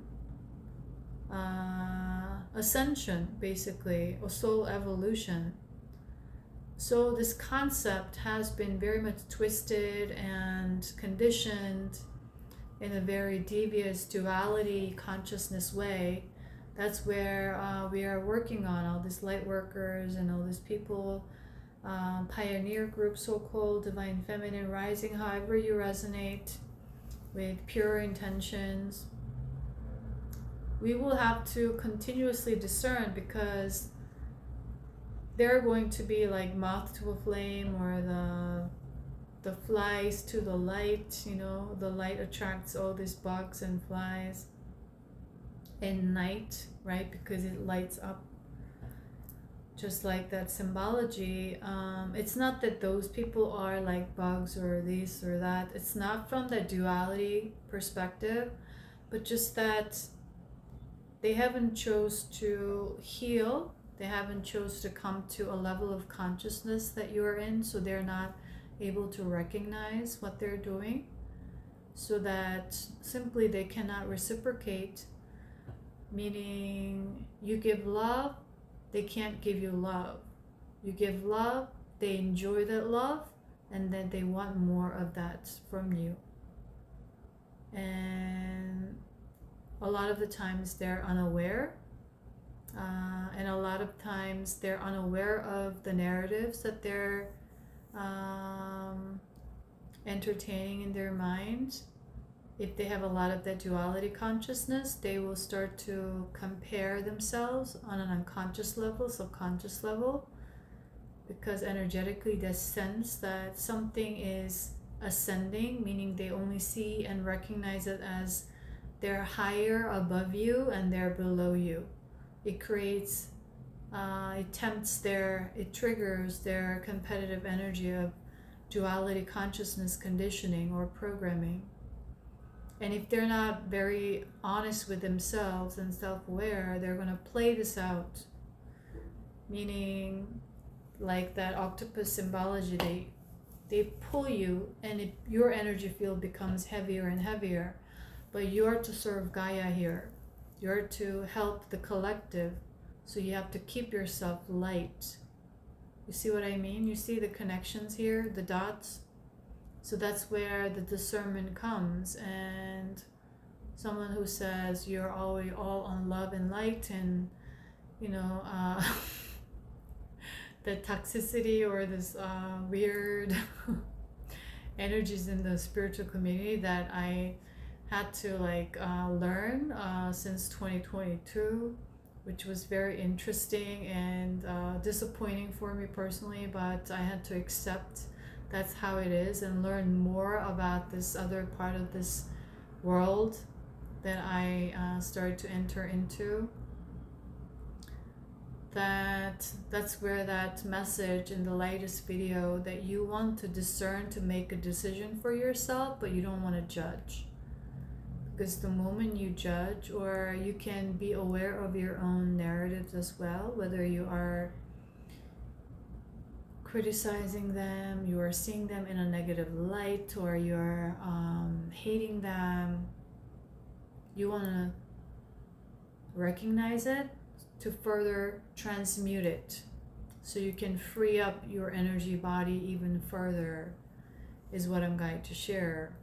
Okay, if you are resonating, and that we are living with so much of that duality aspect of good and bad, so much that's so deeply ingrained in us, that when we are not self-aware, it's so hard to just recognize our own narratives. And we are doing this unconsciously to other people as well. So another word that is coming is responsibility. You want to take accountability for yourself, for this energy that you're creating, that's going to help you further grow, evolve. And that if you have that toxic patterns of manipulation through seemingly over praising, over pleasing, over whatever. That's all the ego wanting to control. Pleasing tendencies come from that insecurity, that you want to control how people perceive you, that you want to control the perception of others. So you find security in that, you find the validation you have, you feel like it's an illusion, right? You feel like you have control over them. And also that ganging up mentality, also when a narcissist, when they fail to manipulate someone, they start to gang up, meaning they start to go behind that person and start creating a negative narrative, meaning start criticizing, critiquing the person that they're targeting, and they share this so-called rumor or gossip, right, among people, and then make them, convince them to believe that narrative, right? That's where the rumor comes, gossip comes, right? So that they have more power in numbers now to manipulate you, to intimidate you. That's how this game is played. And so if you find yourself participating in any gossip, any critiquing of others, or finding yourself doing so, it is always that you're also doing that to yourself as well. You are very critiquing, you're the very critic of yourself. You don't like yourself. You hate this part of yourself. You hate this about yourself. You always criticize that your faults, what you're not doing right. You see? So you want to change your narratives first as well. The more you change your narratives to yourself, within yourself, you can also transmute this energy otherwise as well. Instead of trying to pray or force yourself to forgive these people or forgive these situations, or try to be positive, which is another toxic positivity comes in, right? Instead of trying to change the outside first, you want to change the relationship that you have with yourself first. Then everything else settles into the energy that you resonate in your heart core. It settles everything down once you settle. You see? That's how you become the peace in the chaos. You are the eye of the storm is the key message right now. Because in the world events, so what I'm getting from source and guides, probably like I will do another separate video of like whole ascension updates.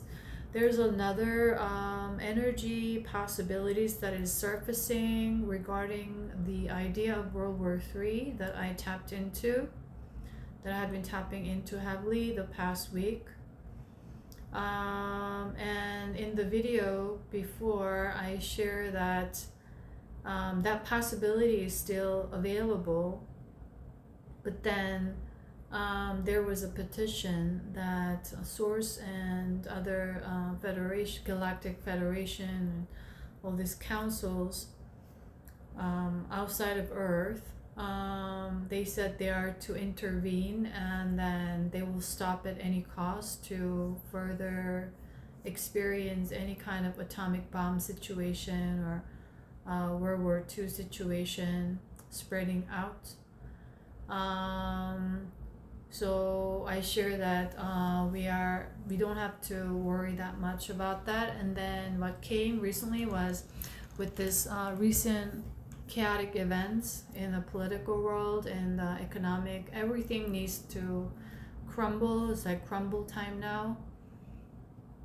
And with this, it's going to trigger a lot of fear in people and governments and officials and nations. And this will further can really stir up things for people to act out in fear and out of anger, out of fear, you see? So As long as we are living in war, we are going to continue to have distrust and this narcissist and this sneaky energies getting onto each other's and trying to hook you or trying to attach to you or trying to manipulate, and all these things will continue because sorry, my legs, I need to change. It's like this. The reason why we are angry is because we are hurt. We don't feel safe. We get hurt. We don't feel heard, seen, secure. We are hurt. Meaning it's all coming down to the heart. Our heart closes down. For me, I live with a lot of anger in this lifetime, a lot of disappointments, a lot of anger, a lot of sadness. I was angry, that meant I was deeply hurt. Every time I was angry, I was deeply hurt. And one by one, I stopped trusting people. I stopped trusting myself. I stopped trusting in love, even though I really wanted to be in love or trust love. You see what I mean? And I remember, like, in my very first in the second job. So the very first job was the medical industry in Johnson & Johnson Medical. It lasted for 6 months, and then I went worked at a French bank, and I started to notice everywhere I go. I started to notice and learn. I would always observe other people, observe myself, of my own doings, whether I want to improve on this, grow on this. And I remember there was this one person. I was like a newbie, right, just out of university, and then she was in this position for about, back then it was like 10 years. She had a 10-year experience, and she had a title, like a, like higher title than me, job title. She was really nice, but I noticed that she was very like defensive and reactive all the time, but she was extremely nice. But always she was like always defending, as if like she will become a victim again. But she was so nice that she wasn't like scary, like defensive, but she was like more like nice, but like flighty defensive. I remember and noticing this, which was very interesting for me, and I remember telling myself that I didn't want to get this environment taint my heart like her and become very defensive and reactive like her all the time. But she was overworking all the time, and it was very interesting. And then a few years later, I worked at another British bank, and it was much bigger. It's a global bank. Everybody will know when I share the name. And there were like about 1,000 employees in Korean office, or Seoul office at the time. And even though it was a foreign office bank, the environment here, where I had worked with like 100 employees to 1,000 employees, was a whole different environment. And I remember, like, I was in corporate banking sector, and there nobody spoke like loudly, but it was more like a small peaceful environment in the French bank. This one was like a jungle, like there was war going on. There were monkeys fighting for like to be the next leader, next king or something, climbing up the ladder. They have their own games and game phase and strategies, and I would notice all this, and I remember like saying to myself, they all look like monkeys.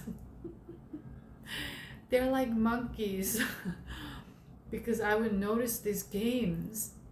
Um, and I remember it was the phone that would show someone's emotional state, and nobody said anything about it. They're talking to the clients, or they're like really angry or frustrated that the other department is not cooperative or helping them, and then they have to like hold that in, and then the only way to let that out was when they hang up the phone. It's like boom, they like, the louder the phone, like when they, it's like when you are in a good mood, you just put it in a nice soft way. When you're a little bit frustrated, you go boom, and then boom. And then sometimes in the sales department, like there are a lot of corporate sales people, and they would just smash the phone down. Like, then that was the first thing I started to notice when I joined the team there. And because there were a lot of this big, much bigger organization, and a lot of conflict of interest in business management. I had to work with the legal, the compliance, the corporate, and the credit, and every department and all the other things. And then like the Asia Pacific office, and sometimes headquarter. And just like, I would get really frustrated because a lot of the times people are not cooperative. And it's a constant war. Like, you have to make them do this or make them help you, because everyone is so defensive. And then I remember I started to do the same thing. I started to hang up the phone like this. That's how the impact of your environment is. And people notice, but they don't say anything. They don't check up on you. They just like, oh, okay, she's not in a good mood. Okay, you just. But that's how you express your anger or your territory sometimes. And it had me go back to that memory of the French bank when I first noticed her, that I didn't want to taint my heart. I didn't want to make myself become cynical. I tried really hard throughout the years, and I saw myself, because that job, that position was really highly stressful. I was doing this a lot, and then I remember, okay, I remember that one person that I saw when I started working, and I don't want my heart to get tamed like that. And I kept telling myself that, and I told myself that I felt like I couldn't think for myself anymore. I was like getting programmed very heavily.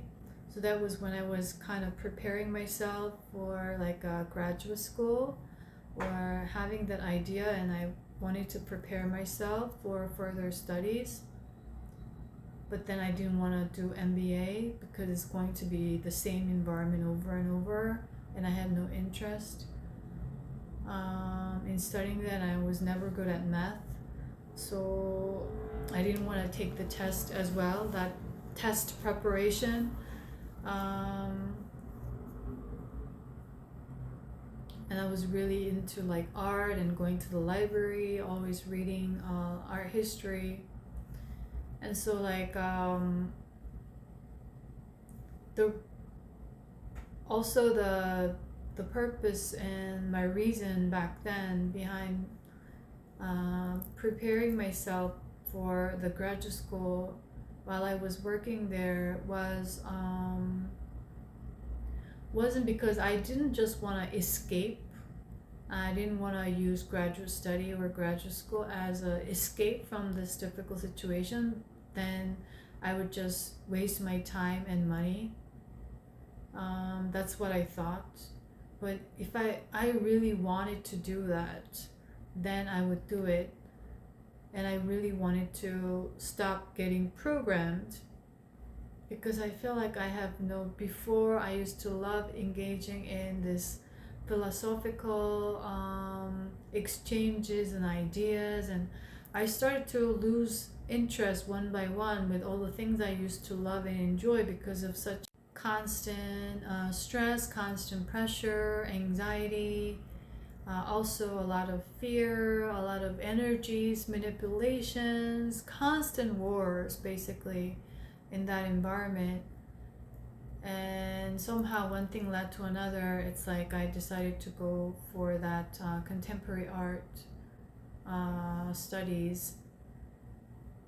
Back then I was very much interested in like more of a European culture. I wanted to learn. I was kind of really drawn to that I had to learn something about. Then I also had to be in London, energetically, in hindsight. So, yeah, I didn't want to. And then when I went to that contemporary art school, that was another growth experience. On the first day I arrived, I made the admissions, and I was really happy.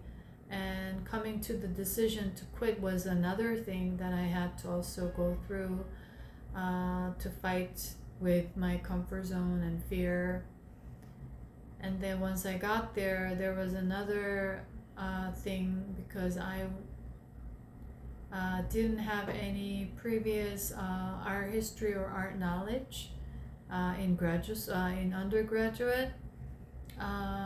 So when I went there, I studied very hard on my own to prepare for this.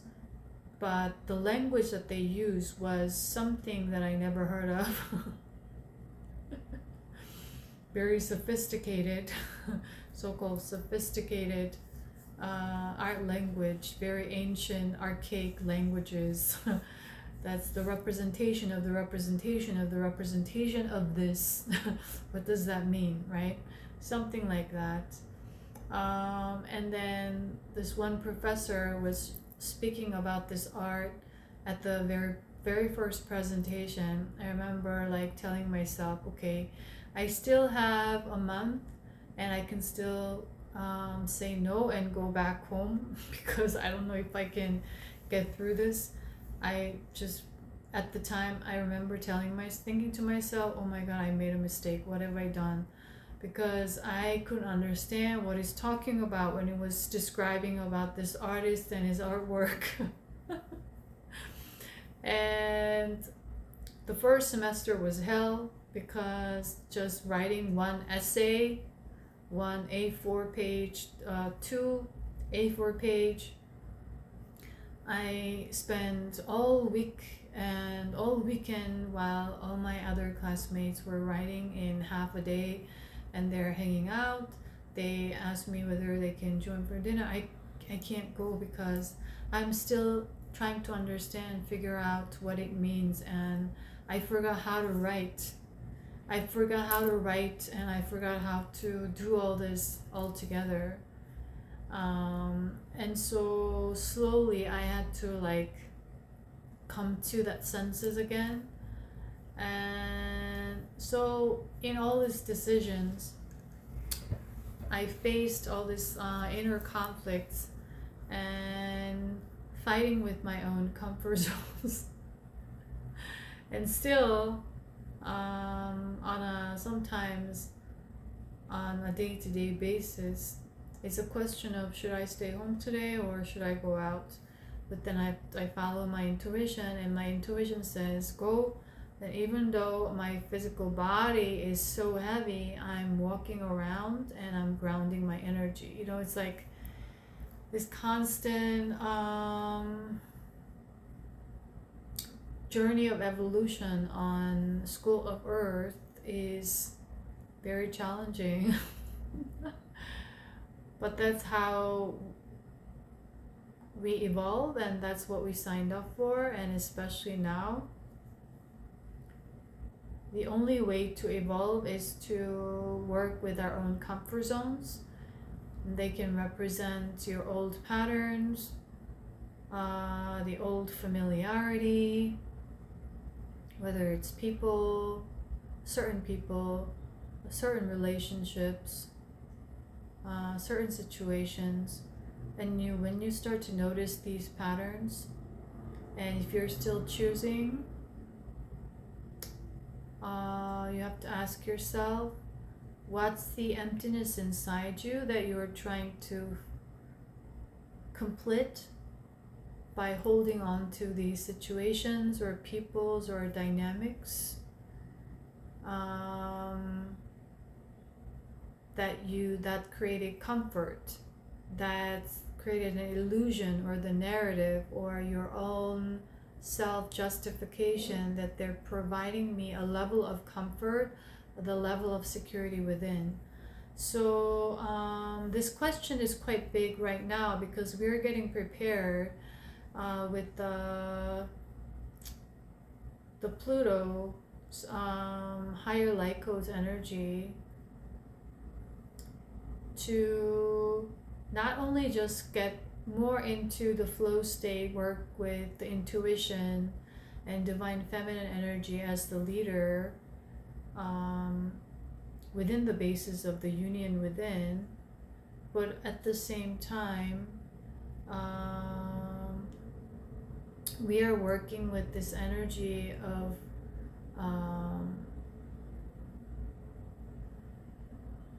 I lost track of my thought. Okay, so the flow state, but also at the same time there was something that I wanted to say. The message was coming, but I somehow lost it, so I'll just leave it at that for now. If it comes back, it'll come back. So we are working heavily with that, our comfort zones. Okay, now it's coming back. It's about the security within. So what are we basing, what have we been attaching to as a form of security, to feel secure within, is a big question.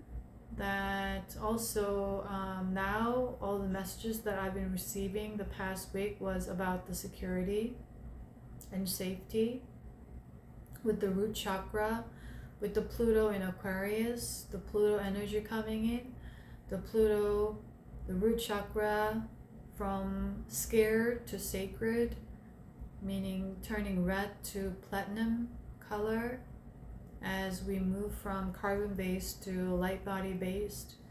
It is what is coming up, solidifying that energy further, that as long as we are living in illusion through this programming that we are to gain security through external circumstances, external materiality such as money, certain relationships, family dynamics, situations, anything that we hold on to, attach to,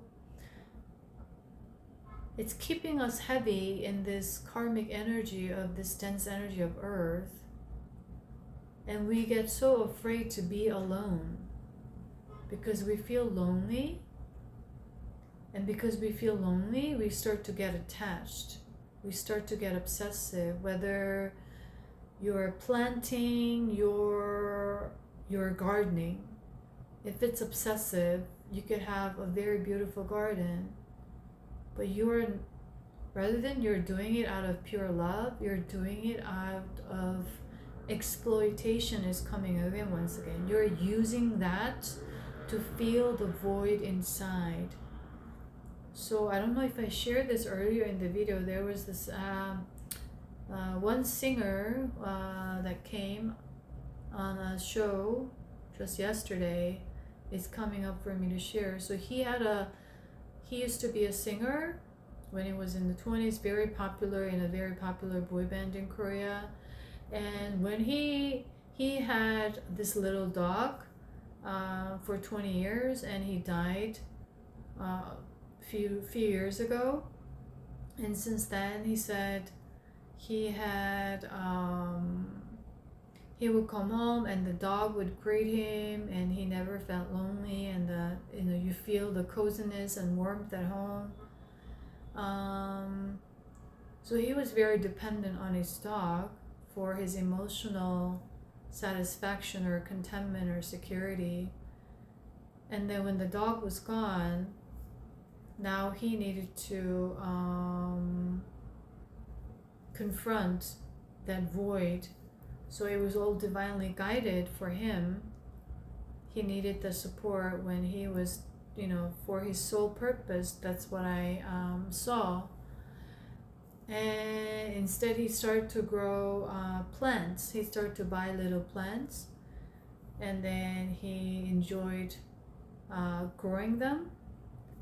And then now he has 20 plants in his homes, and he wakes up with 3 different AIs, constantly communicating with them. And then he constantly says, oh, because I'm so lonely when you're home. But he's busy with his other business, and he's always doing something, new hobbies and this and that, but he's always feeling lonely, he said.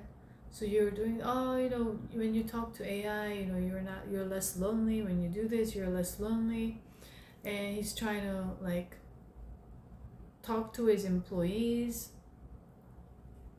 but he's not connecting on a genuine level, but he's doing everything just to get a response from them, just to get attention.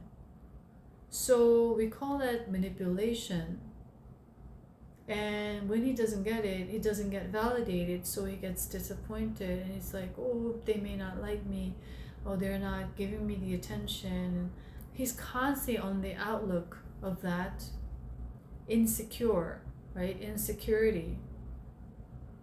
He's not married. He's in his mid-40s, and he said he wants a family, he wants to get married, but he's always doing this, and he's busy, and he has no time for this. So it's he's repeating the same cycle. He's not aware to confront his own feelings of loneliness and emptiness. Is constantly finding the next dependence, next crutch. Before it was his dog, now it's his plants, now it's his new business, now it's his new hobby, now it's this, because he's lonely, he wants a relationship, he wants love, but he's very good at doing certain things to get attention, to make other people like him, but it's all because to fill the void. So when let's say you build a relationship and you get married, because that's like a winning prize, you won the prize, you achieved what you wanted, but then it's hard to sustain because the base structure is not based on pure love, but it was to fill the void. It was the intention, whether it was conscious or unconscious, was exploitation. So the other person will get depleted. The other person will get tired of giving validation, validating him, giving him attention. Now, and also, he can't manipulate this person anymore, that then he's not getting what he wants from this relationship. He's going to be unhappy. So these 2 people who joined are not going to be happy. You see, as an example, that's very common in relationships, right? So at this time, before we build the structure, the next 3 years, including this year, is about the blueprint and really being clear on the vision and purifying the vision. And to do that, to build the new golden age, we need to purify everything. We need to confront a lot of these toxins within and without. And this is one of the process now. Where are you basing your security from? Is it coming from yourself, or you're dependent on something else? When you feel bad, when you feel sad, when you get that food that you love, it's making you feel happy instantly, it's boosting you up. Or you're going shopping and then you feel better. You're eating that, you're getting that food, you're getting better. You're talking to that friend, or blurting out like and then everything. We call that what is it, emotional baggage. You are throwing your emotional garbage to your friend, people who are very kind, generous, and they take on that energy and they get tired, right, listening to you of all the things, all your problems, and what you're unhappy in your relationship, in your job, and what's going wrong, right? So it's like great minds discuss ideas. You don't discuss ideas, you don't discuss passions or exchange joys or aspirations or encourage each other generally, because you're unable to do so within yourself. It's hard to provide what you don't have. You see what I mean?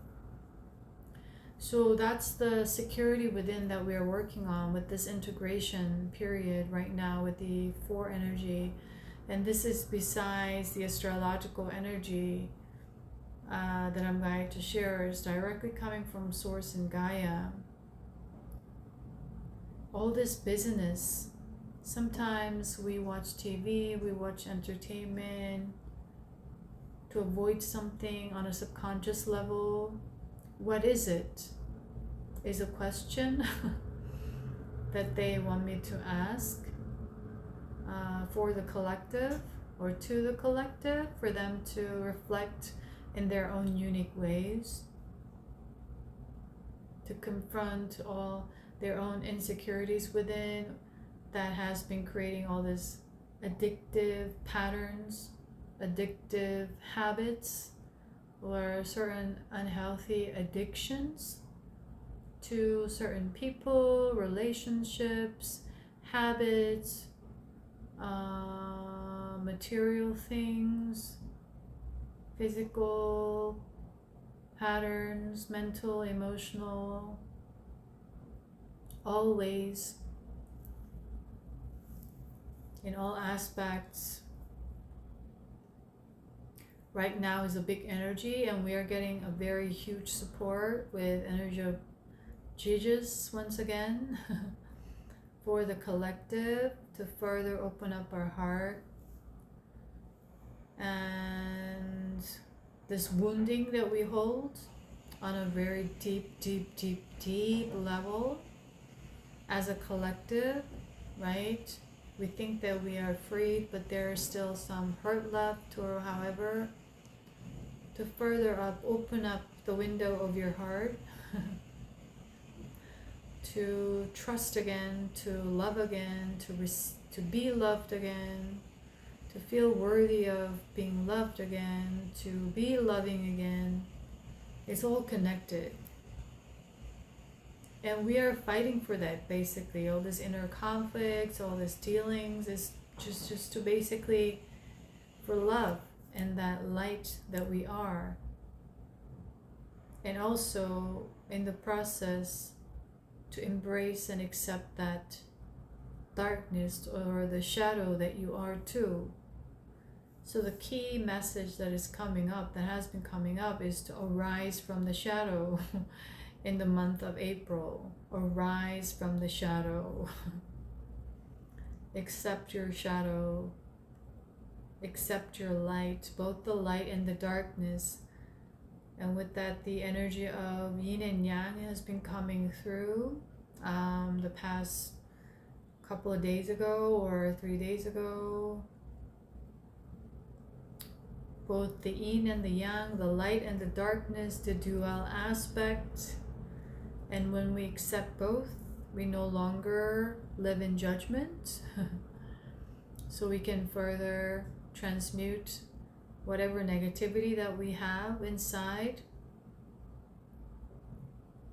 And zoning out, tuning out, turning off everything can help us to go in, so we can have the self-reflection through self-awareness to recognize, witness, observe, and watch and listen to your own patterns once again, your own narratives once again. Is it negative? Is it self-sabotage? Work on it. You see? Work on yourself. And then everything outside matches to the energy that you hold. So instead of trying to force yourself with toxic positivity or self-justification, or force yourself to forgive certain people, situations, it's not going to work, right? So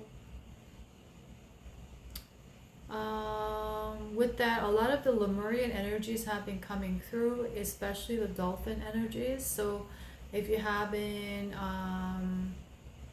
if dolphin has been coming up,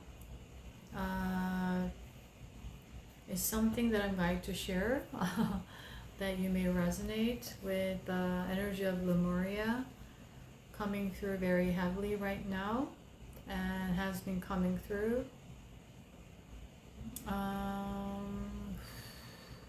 With that, all of a sudden, this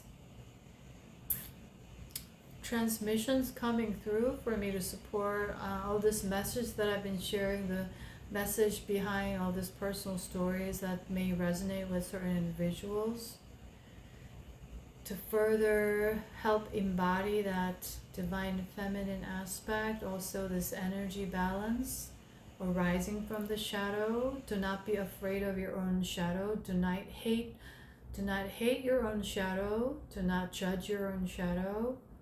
Accept for what it is.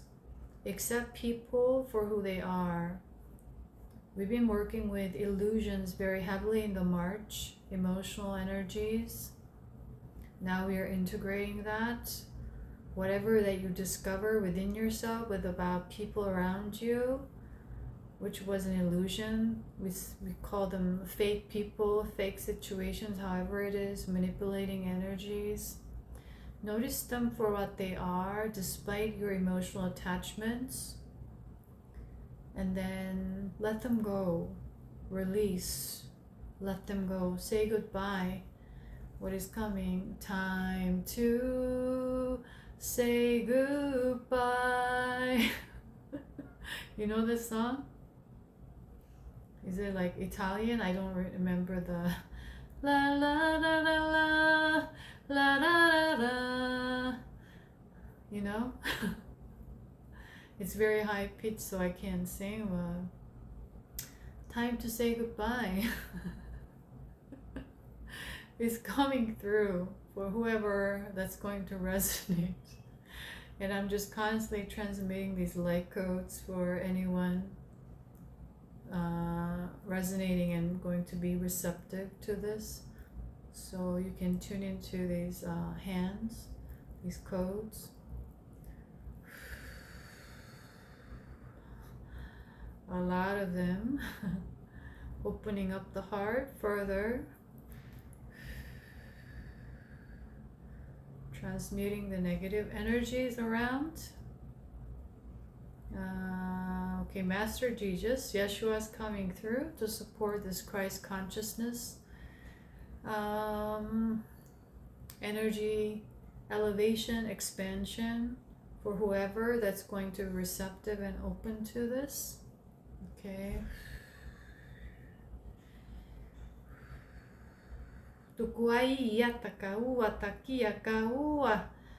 For some reason, blue avians coming through for unity consciousness support with this Christ consciousness right now. Okay. Very heavily.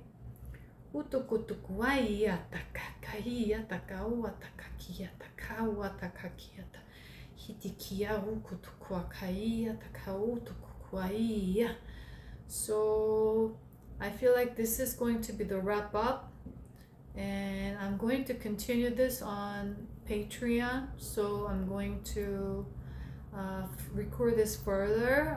Some light language may come through, and I'm going to record it and put it on Patreon for those of you who are going to be receptive and is choosing and willing to support me with that energy exchange and reciprocation on Patreon as a member. And I need your support too, and I will openly, gratefully accept your support in reciprocation, in appreciation. Okay, so all the links, relevant links, are in the description box down below for you. You can also purchase the individual transmission as well there. There's a lot of clearing coming up with this Yeshua and Blue Avians right now.